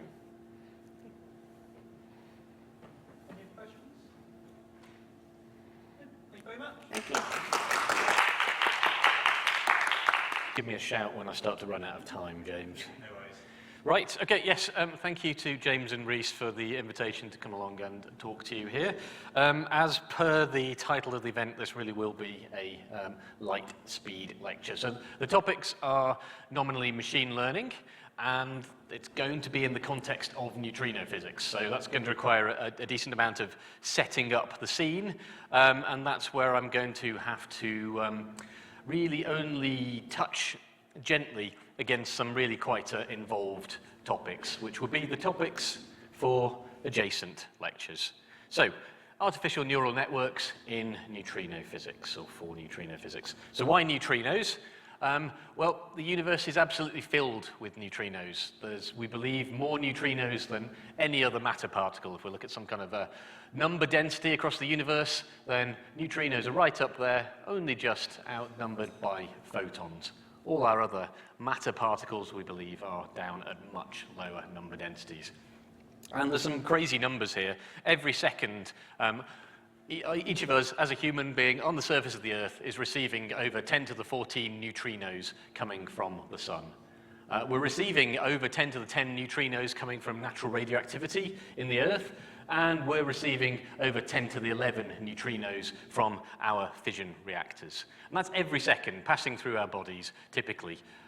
We're also emitting about 4,000 neutrinos every second each, mostly from potassium-40 in our bodies there. So combined with that intense flux of neutrinos, though, we have to counterbalance that with the fact that neutrinos interact only via the weak force, and potentially if they have mass, which we think they have a small amount of mass, they would also interact via gravity. We'll concentrate on the weak force here, but to stop a 1 MeV neutrino, that's a typical energy scale for, say, a solar neutrino, it requires typically 10 light years of lead. Okay? So neutrinos are absolutely barreling through the Earth, through us, as if we're not there, and it makes studying neutrinos rather hard, rather challenging. Okay, so neutrinos do fit into the standard model, but they are, rather different, as I will elaborate upon. So you probably recognize this kind of picture, the standard model of particle physics here, where we have 3 generations of fermions, our matter particles, 1, 2, and 3. And so we have up and down type quarks crossing these 3 generations, and we have the charged leptons, the electron, the muon, and the tau lepton. Now, the neutrinos, they fit in that there is 1 neutrino flavor, we call it, to accompany each of the charged leptons. So we have the electron neutrino, nu e, muon neutrino, nu mu, and the tau neutrino, nu tau. And the rest of the standard model, of course, comprises our vector and scalar bosons, our interactions, our force carriers that mediate the interactions. Okay, so that's how neutrinos have been fitted in, but they are rather different. They have, we believe, very, very low masses, so low that we can say they're potentially anomalously low. Okay? They're almost, but not quite massless. In fact, they're orders of magnitude lighter than the masses of all the other elementary particles. If we look at this figure here, we've got mass in electron volts, so milli-eV, eV, all the way up to GeV and TeV. We've got the matter particles, our charged leptons and our quarks, up at the MEVs and JEVs towards TeV scale, and we've got our neutrinos. Their mass eigenstates are down at the milli-eV scale with significant uncertainties. So the fact that they're so much lighter could be the key to something different going on here, which could unlock a rather rich and potentially very important seam of physics. So I'll just elaborate on those. You'll no doubt have heard a little bit about some Big Bang models. The idea would be that matter and antimatter would be created in equal amounts, and then as the universe cools down, then the matter and the antimatter would then annihilate. So we would have the initial Big Bang, we'd have some structure, but ultimately our matter and antimatter would annihilate, and we'd live in just a radiation-dominated universe. Okay, no matter or antimatter would remain, just light. And that's quite patently not what has happened.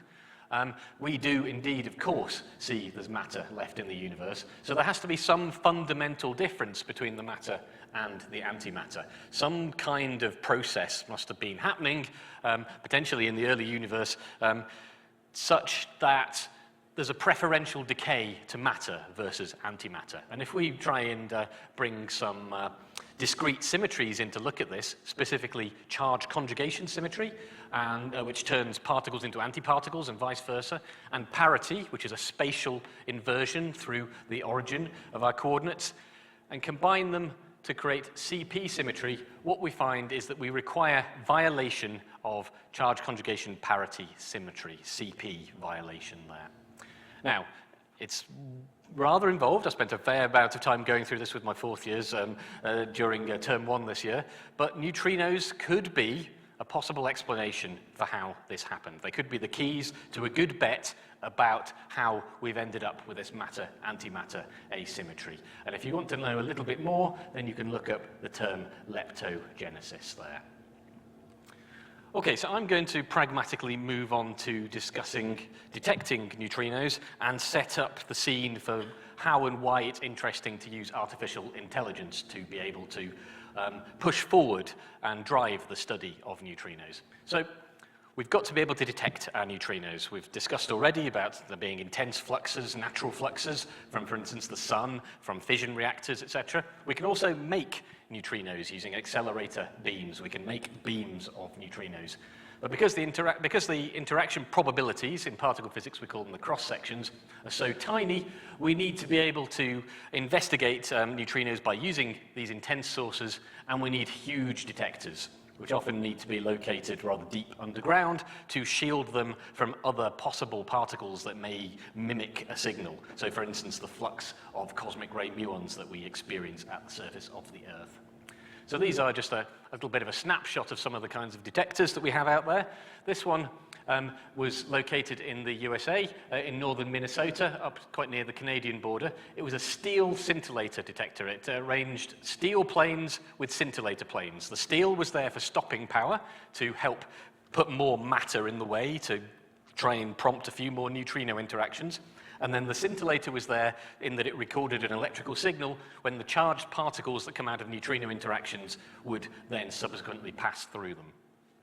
Another detection technique, this one's deep underground in the Japanese Alps, is to have a large volume of water.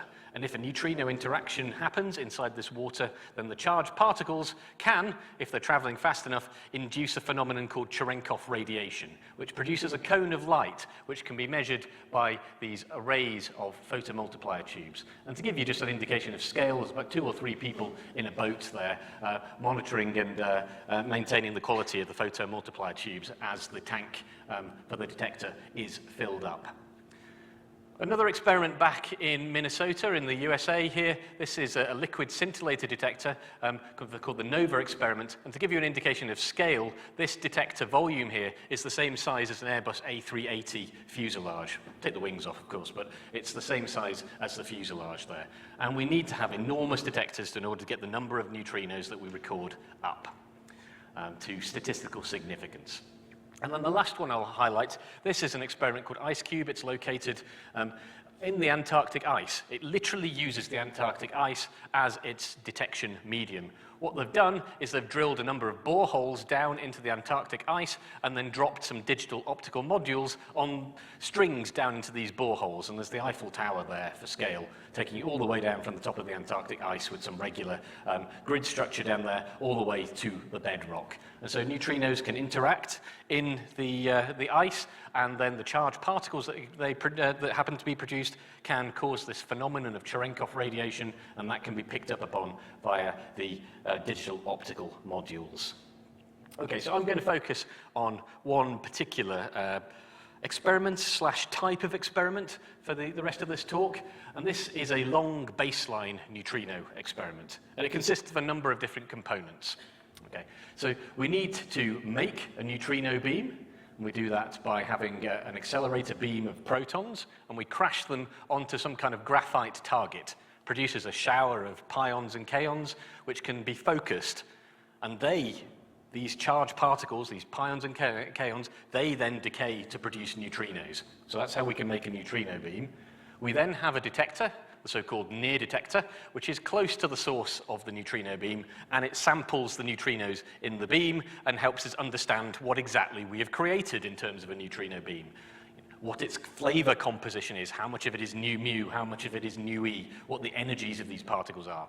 The neutrinos then propagate underneath the curvature of the Earth, in the context of this particular experiment, 1,300 kilometers, to where they are detected again, where the beam is sampled again using additional huge detectors in order to be able to record sufficient numbers of interactions.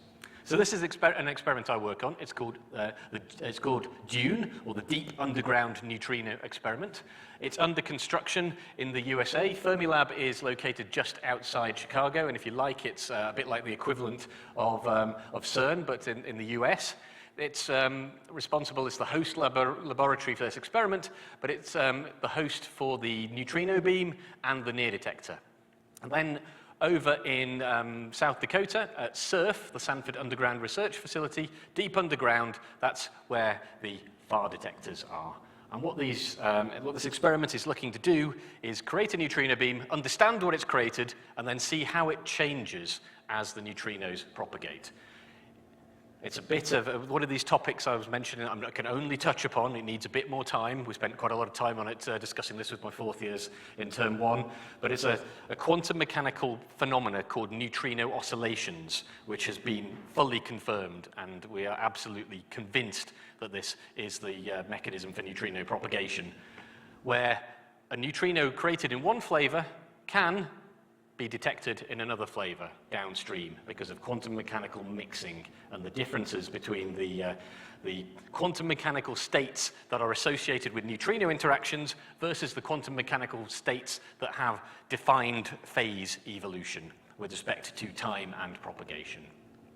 Okay, so this is about the goriest slide I've got here, but this is how we can get sensitivity to, for instance, CP symmetry violation and make that connection to trying to understand the evolution of the universe. Okay, what an experiment such as DUNE needs to do is it needs to switch on its neutrino beam. It needs to detect as many neutrinos as possible in its near detector just to be satisfied that it understands what the initial state of the neutrinos are just after production. The neutrinos then propagate that 800 miles or so to the far detector, and what you're looking to do then is sample the neutrinos again. And we are looking to record muon neutrino interactions and electron neutrino interactions. And they are distinguished by neutrino, new mu interactions would produce a muon track in the detector. Electron neutrino interactions, nu E's, would produce an electron shower in the detector. So what we have in essence is a classification problem. We need to detect as many neutrinos as possible in our far detector, and we need to classify them as nu E or nu mu. I've called them oranges and apples, just to emphasize that it's a classification problem there. So what we do is we record the numbers and the energies of the electron neutrinos from the neutrino interactions. We record the numbers and the energies of our muon neutrinos, and then we flick a switch in the construction of the neutrino beam, so that instead of working with neutrinos, we're working with anti-neutrinos. And so this means we can look for anti-muon neutrinos, nu mu bars, and anti-electron neutrinos, nu E bars. And what that comes down to is we end up with 4 different spectras. These are simulations, so expectations of what the energy spectrum might look like. And then we have to do a simultaneous fit to these 4 spectra to try and fit all of the parameters which are involved in this process. And there's one parameter in particular that we're most interested in, which is this one called delta CP.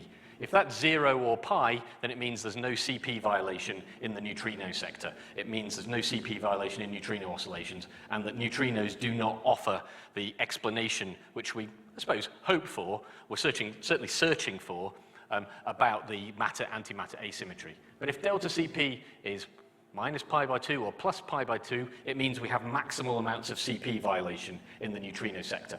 And we can tell this by some tiny differences in these energy spectras. So if delta CP is plus pi by 2, it suppresses the nu E appearance. So you can see the nominal line in black there, and then this bold dotted line here shows that it's been suppressed if delta CP is maximal there. But the anti-electron neutrino one, it enhances that one. So one goes up, the other goes down. And if delta CP is maximal and negative, it's the other way around. It enhances nu E appearance, and it suppresses nu E bar appearance in an anti-neutrino beam. Okay, so that's the context for neutrino physics. And what I'm really going to move on to, though, is machine learning and being able to tell the difference between my oranges and my apples here, between my electron neutrinos and my muon neutrinos. So what is machine learning? It's a very general name. It's applied to any kind of approach where we have a large data set, and it's used to train an algorithm so that it can perform a task such as classification or can estimate parameters.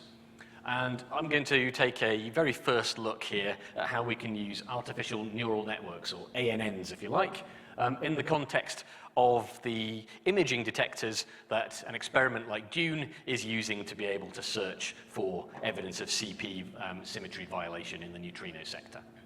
So I need to spend a couple of slides to introduce the kind of detectors that DUNE is using, and then we can get cracking with the machine learning aspect. So these are the detectors, quite a mouthful here. They're called liquid argon time projection chamber detectors, or LAR-TPCs. And this is a bit of a schematic here. So we've got essentially a box of liquid argon, and our neutrino beam is directed towards that liquid argon. The vast majority of the neutrinos will stream through, but some, especially if the neutrino beam is intense enough and this volume of argon is big enough, some will interact. And it's when they interact that you get electrically charged particles emerging into the detector. If it's a new mu charged current interaction, we should see a muon, but we'd also see the results of potentially breaking up or disrupting a nucleus. We might see protons, we might see charged pions, we might see neutral pions.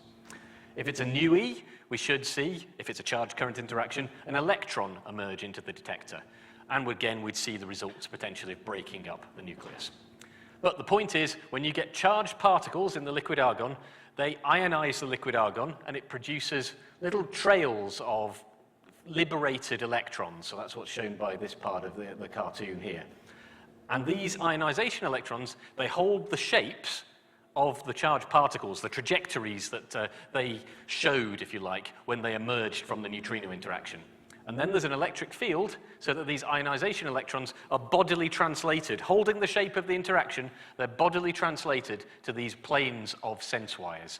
And we have 3 planes of sense wires here that we label U, V, and Y, with just tiny separations between them and different bias voltages applied to the U, the V, and the Y wire planes there. So what we can do is we can monitor the currents and digitize the currents on these different wires as a function of time, and we can construct 3 two-dimensional images of our interactions. So if you like, it's a rather complicated kind of digital camera for subatomic particles on an enormous scale. Okay.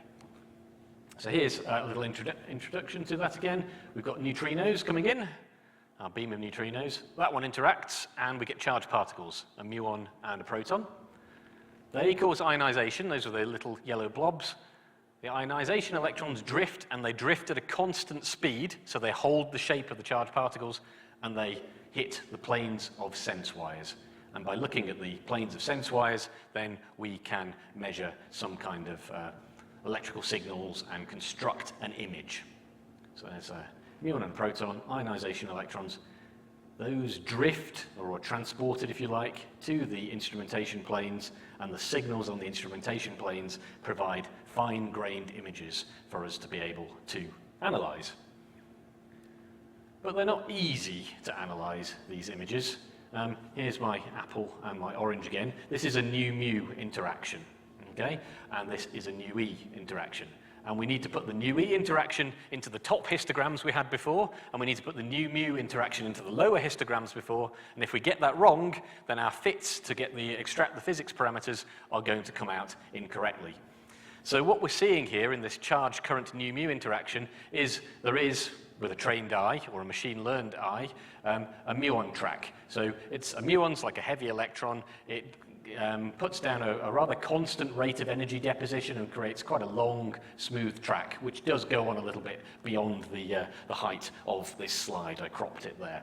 But there's an awful lot of other things going on. You can see this point down here, which I've labeled as the neutrino interaction vertex. That's like the point at which all the different charged particles have started to emerge. That's where the neutrino interacted or struck the nucleus. But there's an awful lot of other things. There's charged pions, there's protons, there's also some neutral pions that decay into pairs of photons, and all of these different particles can crisscross and overlap. So it's a rather complicated image to analyze still, but it's just reflecting the sheer amount of detail and the depth of what's happening in these interactions.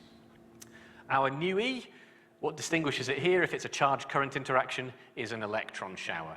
And in this case, we have an electron which then radiates what's called a breaking radiation or Bremsstrahlung photon, which can then, in the presence of a nucleus, pair produce to make an electron and a positron, which can basically keep on propagating in this way and create a cascade of more and more particles of lower and lower energies, and that creates an electromagnetic shower. And alongside that, we have all of the other different kind of features of the images shared with the muon case there. So that's our key challenge, and that's a machine learning problem. And, well, we can argue that it's well suited to machine learning anyway.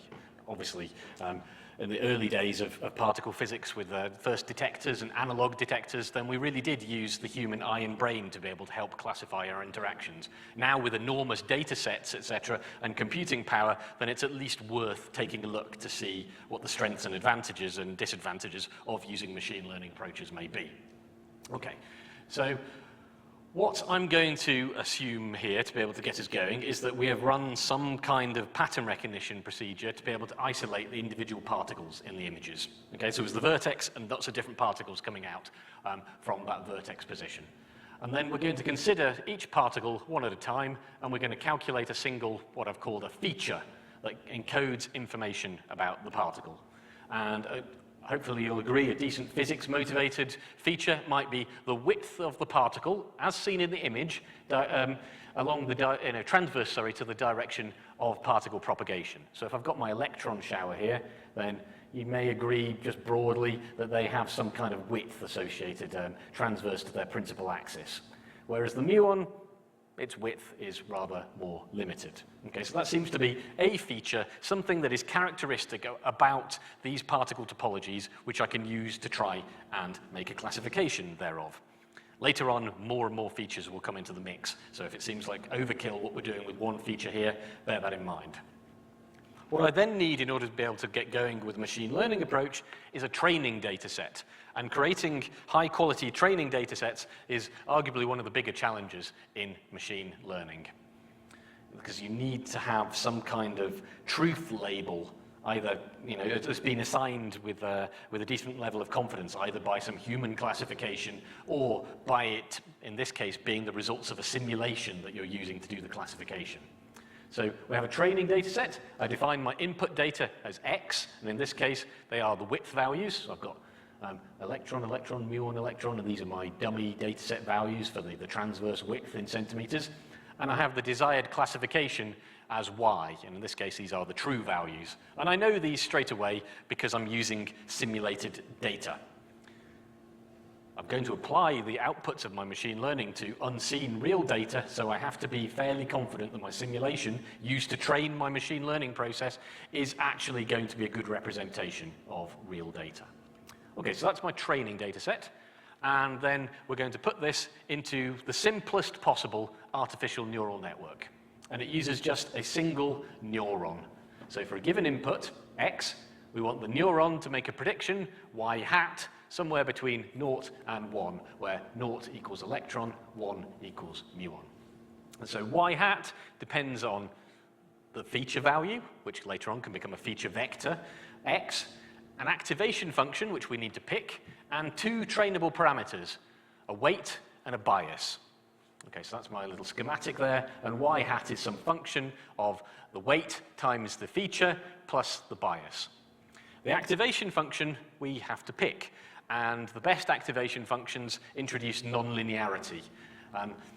That's because later on we actually put networks of neurons together, and we require some nonlinearity between the different layers of these networks. Otherwise, having different layers becomes somewhat moot, because it would be possible with a linear function to just crunch all the layers together and replace them with one effective linear layer. So these nonlinear activation functions allow the neural networks to be more expressive and more performant. Okay, we want something that's going to map our Y hat into the range 0 to 1. And so simple examples include a sigmoid function or a rectified linear unit. And there's lots of example activation functions that you can pick and you can try. So the next couple of slides, I'll just shout out to my colleague Lee. We put together a UK LAR-TPC software workshop for all the new PhD students every year, every academic year, and some of the ideas and contents, the next few slides come from that workshop. So this is how we do the training of the artificial neural network. We choose an activation function. We choose a loss function. The loss function assesses how well the network is performing. Okay? And we're going to use that metric, and we're going to try and optimize that metric during the training. We randomly initialize the trainable parameters, the weight and the bias, into the range 0 to 1. Okay? Because that's what training the neural network means. It means selecting the best weight and the best bias to make your neuron performant, in our super simple example where there's only 2 training parameters.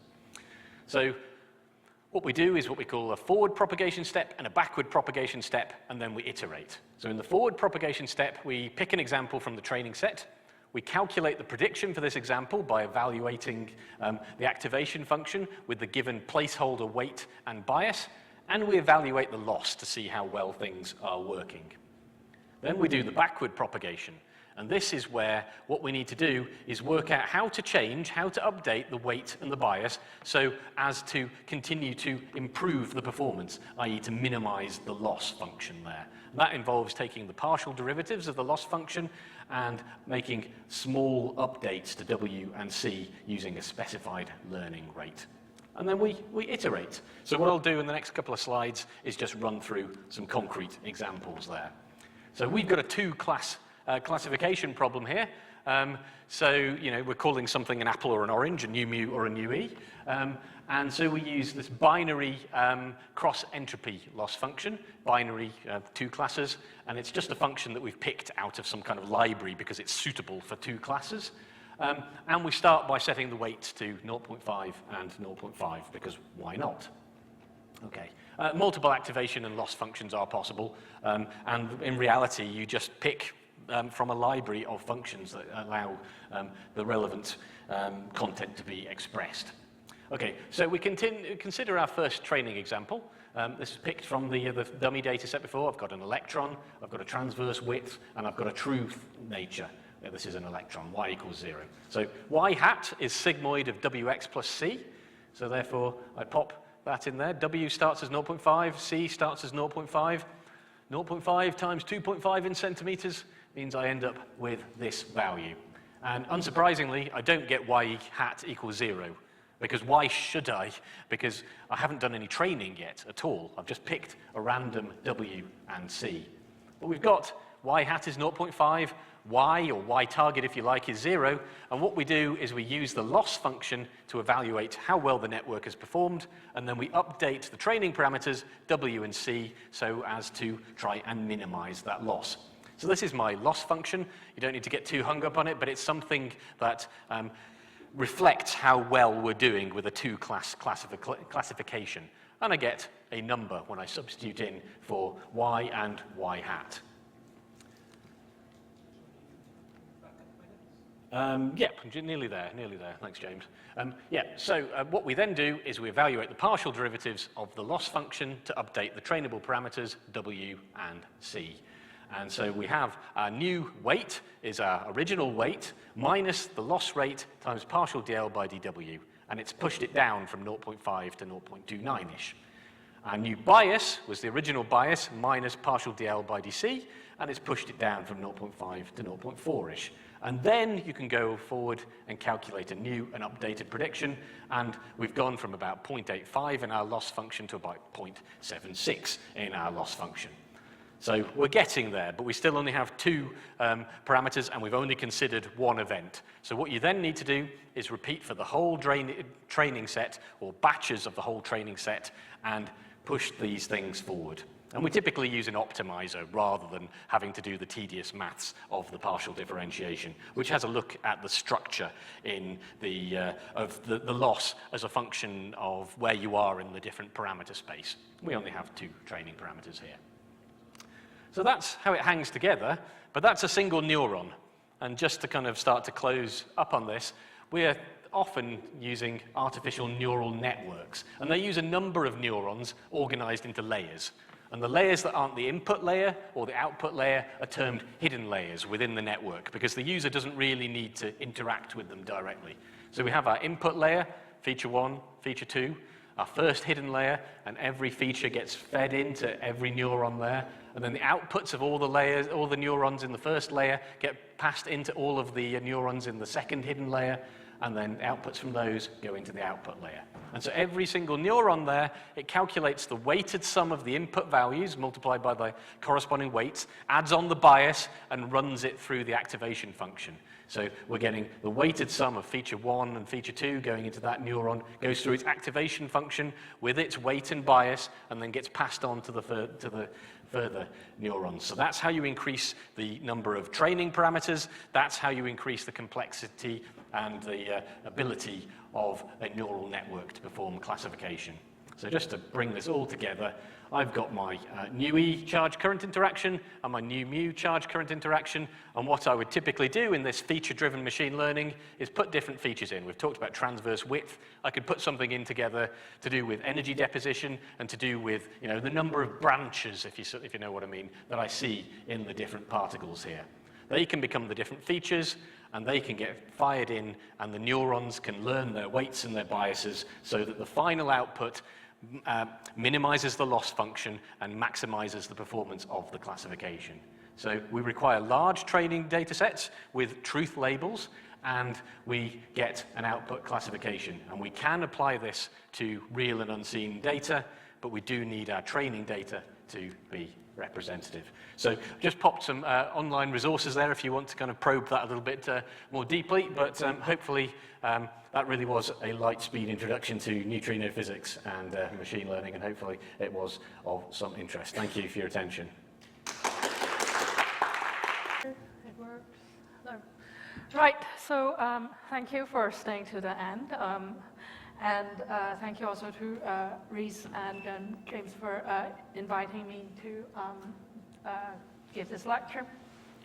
So we're going to do a complete change in topic into what is approximately condensed matter physics, where I will talk, the title was Biological Solid State NMR, but I've tried to make it a little bit more general in condensed matter physics by sort of going into structure and sort of disorder in biological solids and how this looks like from an NMR point of view.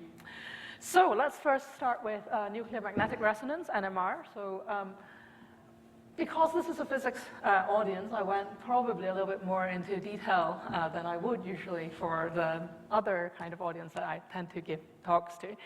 And so you should all know that spin is a property of the nucleus and of an atom. And so approximately, this is me hand waving through a lot of details. It can behave like a bar magnet in a magnetic field. And so you need a magnetic field to see this effect. This is a classical top, of course, but what you see is this sort of wobbling motion. So this is called precession. And that precession motion is what we measure in NMR. So how does that then work in terms of NMR? This is the only actual mass that I will show. So we put our sample in a strong magnetic field, so some kind of field, well, I should have said what is strong, so probably more than a Tesla or so. And then we have the sample, all of the nuclei, the spins sort of interact in that field and relax to some kind of bulk magnetization. And then we have a bulk magnetization that's aligned with the field, if the field is, say, from the ground to the ceiling. And then what happens is that you can use a radio frequency pulse to rotate this bulk magnetization, and then that means it's now pointing in a perpendicular direction, but that's obviously high energies of state, and then you let it relax back to the equilibrium state. And this motion of the bulk magnetization is approximately what we measure in NMR. At the frequency that is measured is this omega, this Larmor frequency here. And the sort of like motion with my hand that, you know, all the NMR people do when they talk about this sort of basic experiment is sort of how it's often covered in textbooks. So if you do want to go and read it, this is the textbook that I usually recommend to physicists. But, you know, spin choreography, you know, people think of dancing spins, and you can also see here a little recent journal table of contents graphic where they actually have some depiction of a proton and I think a fluorine 19 dancing together. So that is what NMR looks like from a physics perspective. What does it look like if you are to do it? So if you are an undergrad here, you might have interacted with this apparatus. I don't know if anyone in this room has seen this. So this is in the second year labs, and usually I think it runs all the way through. So you may get to interact with this kit and get to do some NMR yourself. But if you sort of go if you're not doing physics, you will still have the potential chance to interact with NMR, but perhaps as a patient in an MRI machine. And what is interesting is nuclear magnetic resonance and magnetic resonance imaging actually are using the same principles that I've just described to you, just that perhaps the people who designed the MRI as a sort of medical technique thought that if someone asked you to get into a nuclear machine, whatever it is called after that, it's not relevant because people will not do it. So they dropped the nuclear and then called it imaging. And then finally, to show what the kind of NMR that I do looks like, so this is me as a PhD student hugging the equipment that I used at that time. And this is actually a relatively small magnet by NMR terms these days. So you can see here, I have sort of 400 here. We'll come back to what this means. But I look at sort of very different samples. So there are sort of small tubes. I'll show that in a moment. But this looks at, you know, a whole person. And here, these are little sort of glass solution tubes. So you can look at different kinds of samples using NMR. And the magnet, therefore, has to look different because, you know, this has to fit a whole person in. But ultimately, all the physics is the same in all of these systems. So I mentioned here the 400. So this actually is in megahertz, units of megahertz. So this magnet is at 9.4 Tesla. So this is a superconducting magnet. And it doesn't need power once it's charged up. You just need to keep it cold, and it stays superconducting.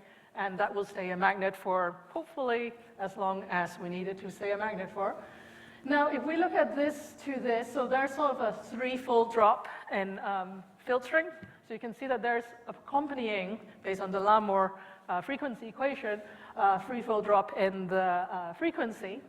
And so that's how it works, basically. So if you go to one that is 10 times weaker, you can say this is approximately 10 times lower in frequency as well. And what this number is saying is I changed units here, I should have said. So the equation I showed you was in radians per second, whereas this is in hertz. So there's a units of 2 pi somewhere, but what is that among friends? So effectively, this is the frequency of a proton, sort of the middle of a hydrogen atom in this field is slower than in this field, is slower than in this field. And that's how NMR basically works.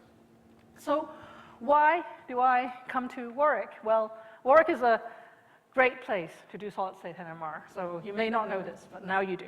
And that is because we have many, many, many magnets. So the way that I've taken this photo sort of emphasizes the lab as it goes that way, but there's actually 3 more magnets this side of the room, and 2 more magnets that side of the wall, and one other magnet in, well, MAS.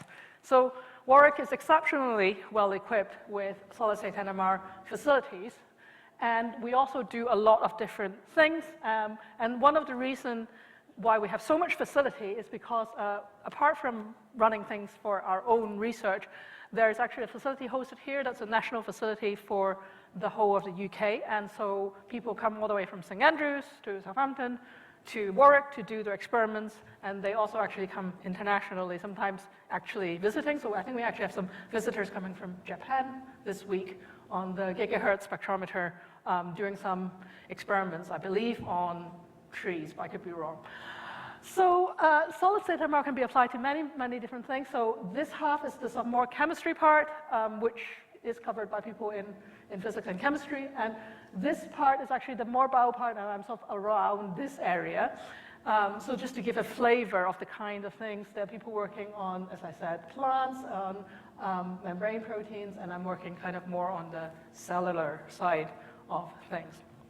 So then I'm going to change track. We'll talk about NMR quite a bit. So now we go and think, what is biophysics and what are biological materials? So when people hear biophysics, especially if they are already physics people, I think, they kind of think, okay, something kind of wet and soft and stuff going around in sort of interesting patterns. Yes, that is indeed a lot of biophysics, but not all biophysics is soft. So there's, you know, of course, materials that are more traditionally probed with other techniques, but there's also soft matter is not all of biophysics, is what I'm trying to say. Okay. So in your opinion, do you think biology is more hard or soft? You can do this. More hard, raise your hands. More soft? Okay, okay, interesting. So then, this is the next question. So do you think it's more ordered or more disordered? More ordered? Okay, yes, and more disordered? biological system. Okay. Different opinions here. So let's see. So these are some samples that I've looked at using solid-state NMR. So this is small pieces of bone from mice. These are fur, these are sort of skin, bits of kids' skin cut up. So we already cover difference of hardness regimes, definitely. So some samples are hard, some samples are soft. And if we just take the example of our bodies, and this is the sort of Young's modulus of different tissues, the stiffest is bone, okay? So it's like, not as stiff as rocks, but it's still like on the harder side of our body. And then the softest is brain. I've done a lot of NMR on bone. I think I've attempted once NMR of brain. It didn't go very well. But you can actually do NMR through the whole range of stiffness of our body tissues. And if we go beyond just human tissues, you can actually see, the full, a very full range of textures and hardness and stiffness represented in biology. So this is one of the advantages. And when we say messy, I think people think of, okay, this is the kind of thing, we see in biological papers or, even talks where, no one knows what's going on here. And perhaps sometimes they show pictures of cells like this, and you're like, well, it's very pretty, maybe depending on your aesthetic, but, what is all this sort of mess? What are all these dots and lines, and what do they mean? What is that meaning, the structure, do they have meaning? And then if we go further into the processes that happen in biology, so this is the production of glycine, we'll come back to this, so that's a small building block of protein, and this is all the things that could happen on the way to, on the way back from glycine, and I agree with you, this looks like a mess. So how do we make sense of this, using nuclear magnetic resonance? And I would like to actually point out, those of you who say it's messy, I agree with you, but those of you who say it's ordered, I also agree with you, because this picture of crystals that I showed you way back when I asked you that question, this is actually crystals of insulin. So insulin is a small protein hormone that sort of helps you regulate sugar metabolism, and so even though it is a sort of wobbly polymer thing, it folds and then it can pack into a crystal and therefore form some kind of ordered structure like this. And then if we change length scales to sort of something that we can see with our eyes, this is a zebrafish, it's a zebrafish, and they have transparent bodies, which means that you can label structures in the bodies and look at them using sort of fluorescent microscopy. And you can see there is symmetry, there are segments, there is, maybe not as strict order as we might expect in a chemical system, but there is order present at an organism level. And then we switch length scale again down to this. This is a picture taken with atomic force microscopy. You can see that, so what it's actually measuring is the sort of mechanical response of a material, and this is sort of some bit of protein. And basically you can see there are regular striations as you go down, and this is a collagen fibril. And this is actually a very characteristic feature of collagen fibrils with this regular, I think 67 nanometer separation. If you see that, you're looking at collagen, and that's one of those interesting things that, collagen is actually the most abundant protein in our body by mass, and it has this regular structure, and we'll come back to that as well. And then finally, this is down to the atomic length scale, where we're looking at what we call microtubules. So microtubules are sort of protein assembly, so each of these sort of different blue bits is one thing of protein, and they assemble into a sort of kind of tube, and they function as train tracks inside our cells so that our cells can transport things to where they need to go. So there's lots of order at different length scales in biology, and now we're going to figure out which bit can NMR help us look at. So in terms of biological structure, we can look at things with our eyes on bigger structure, like skeleton, body parts, like whole organisms.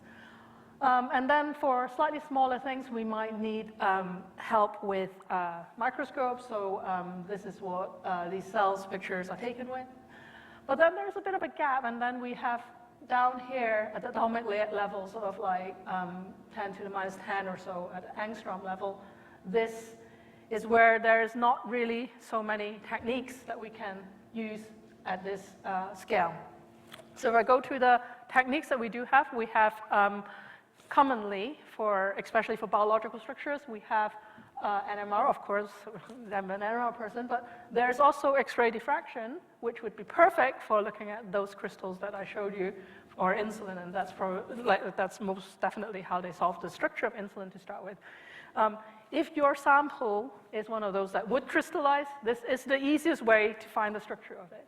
But if it doesn't, there are still possibilities. So the other possibility is cryo-EM, so that is a much more recent technique, and the advantage of that is you don't need a crystal, but it does require certain characteristics of the sample that I think of it as having a friendly aspect ratio and geometry, that you can get lots of pictures of it lying down flat in different orientations, so that from lots and lots of flat pictures, you can actually reconstruct the 3D shape. So that's kind of how, in 5 seconds, how cryo-EM works. Not everything in biology works for that, but if your sample works with that, it's great as well. But if your sample doesn't do this or that, and it has order in some sense, but this order also mixed together, then NMR, and especially solid-state NMR, is a very good technique to address this sort of gap and all the possibilities that you have in between. And I have lost 2 emojis, but basically my point was that you can do hard and soft tissue, you can do order, disorder together. And this is just the same thing again. It's great for all of the above at atomic length scales. I didn't have time to talk about dynamics, which is how things move, but that's obviously also very important in biology. So we can talk about that maybe another time or in the questions.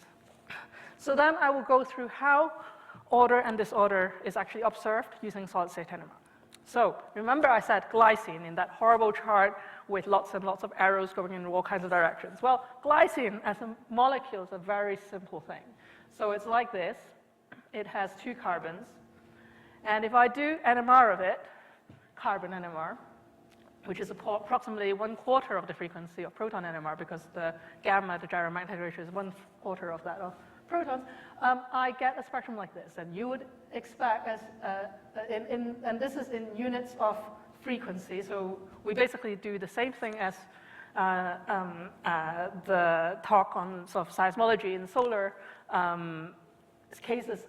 You detect a frequency, you convert it to frequency, you detect a time-based series, and then you convert it to a frequency scale. So that's what this scale is, and this is showing that there are 2 frequencies in your sample, which corresponds to the 2 carbon sites in glycine. But, so then if I put it up there and then go to the next bit, so glycine is 1 building block, and protein is basically made of many building blocks joined up in a long chain, okay?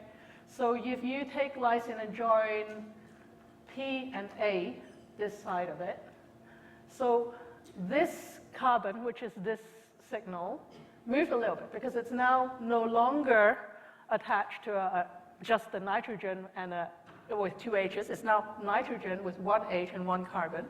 So this moved a little bit, but this actually stayed quite similar because this end is not changed chemically.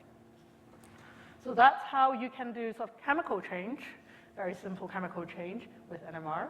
And then you can do a slightly bigger peptide, so it's a bigger sort of bit of peptide. So you start with glycine, proline, glycine, glycine. So you have 3 glycines in this still quite small molecule. So you expect, if each glycine has 2 carbons, you expect 6 signals, and you count, okay, 1, 2, 3, 4, 5, 6. So you recovered what you expect, and you can actually sort of try to assign which one is which. And now, because the other glycines would have this end modified, it also moved to this slightly different frequency. And this is what NMR can do, okay? And then we start to step into more biological samples, like so. And this looks a little bit intense. I will talk you through it, don't worry. So let's focus first on this peptide, which is the next sample in this series. So again, it's made up of glycine with various things added to it. But now we make it so that the middle glycine is sort of dominating the NMR spectrum. So we should expect, again, the middle glycine to have just 2 signals, and we kind of do have two signals. Now, the issue here, or the sort of what is happening here is this peptide, although I've shown it as sort of 11 letters, one after the other with some repeats, it's not actually a monomer of just this molecule. So it actually trimerizes into this structure called the triple helix. And this is the basis of the collagen triple helix, which is the basis of collagen structure at the atomic level. And if we think of the glycine in the middle, okay, we might think, okay, but all those glycines would be in the same environment, except they're not exactly the same, because these three chains, if you look at them, they are not parallel, but they are staggered. So the green one, if I say that's the front, that's the leading, this is the middle, and that's the lagging. And so the glycine in between them will also be all in slightly different environments.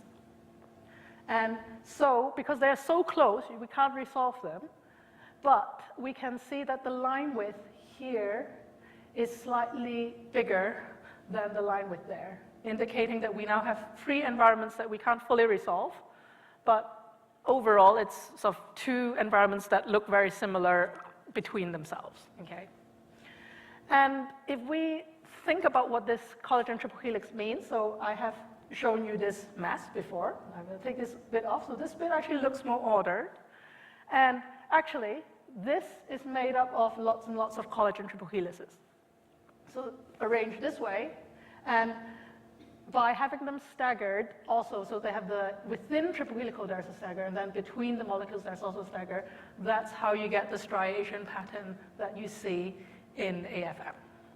So collagen, even though it's in a very complicated cellular, cells are here, and extracellular environment, is quite ordered in itself, and we can do NMR of it, as we show in this part where we move on to, okay, if we take the same peptide and add more amino acids to it, we see the glycine stays the same. And then if we go to a full tissue, which is tendon, we can still pick out where the glycine signal is within all the other amino acids that would be present in tendon being very collagen dominated as a tissue.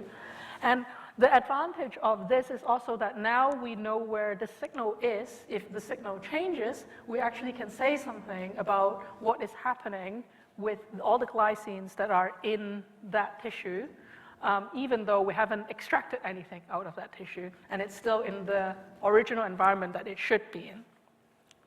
So that's how, that's how we do structural information in biological samples in NMR. And then I'm going to tell you how, what I would like to do with NMR. I will talk through one project that is kind of finished, and then, well, mostly finished, but there are some tails. And then two projects that are currently running, and sort of a little what I think we will go to do. So obviously, I'm very interested in this bit of of biology where it's just outside the cell.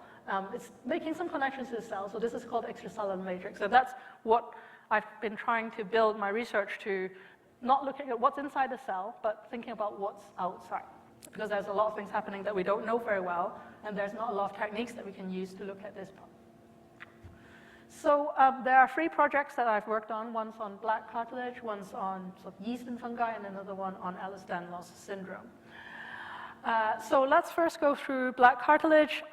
This is a disease called alkaptonuria, where these are patients who have a rare genetic disease who cannot process homogenetic acid.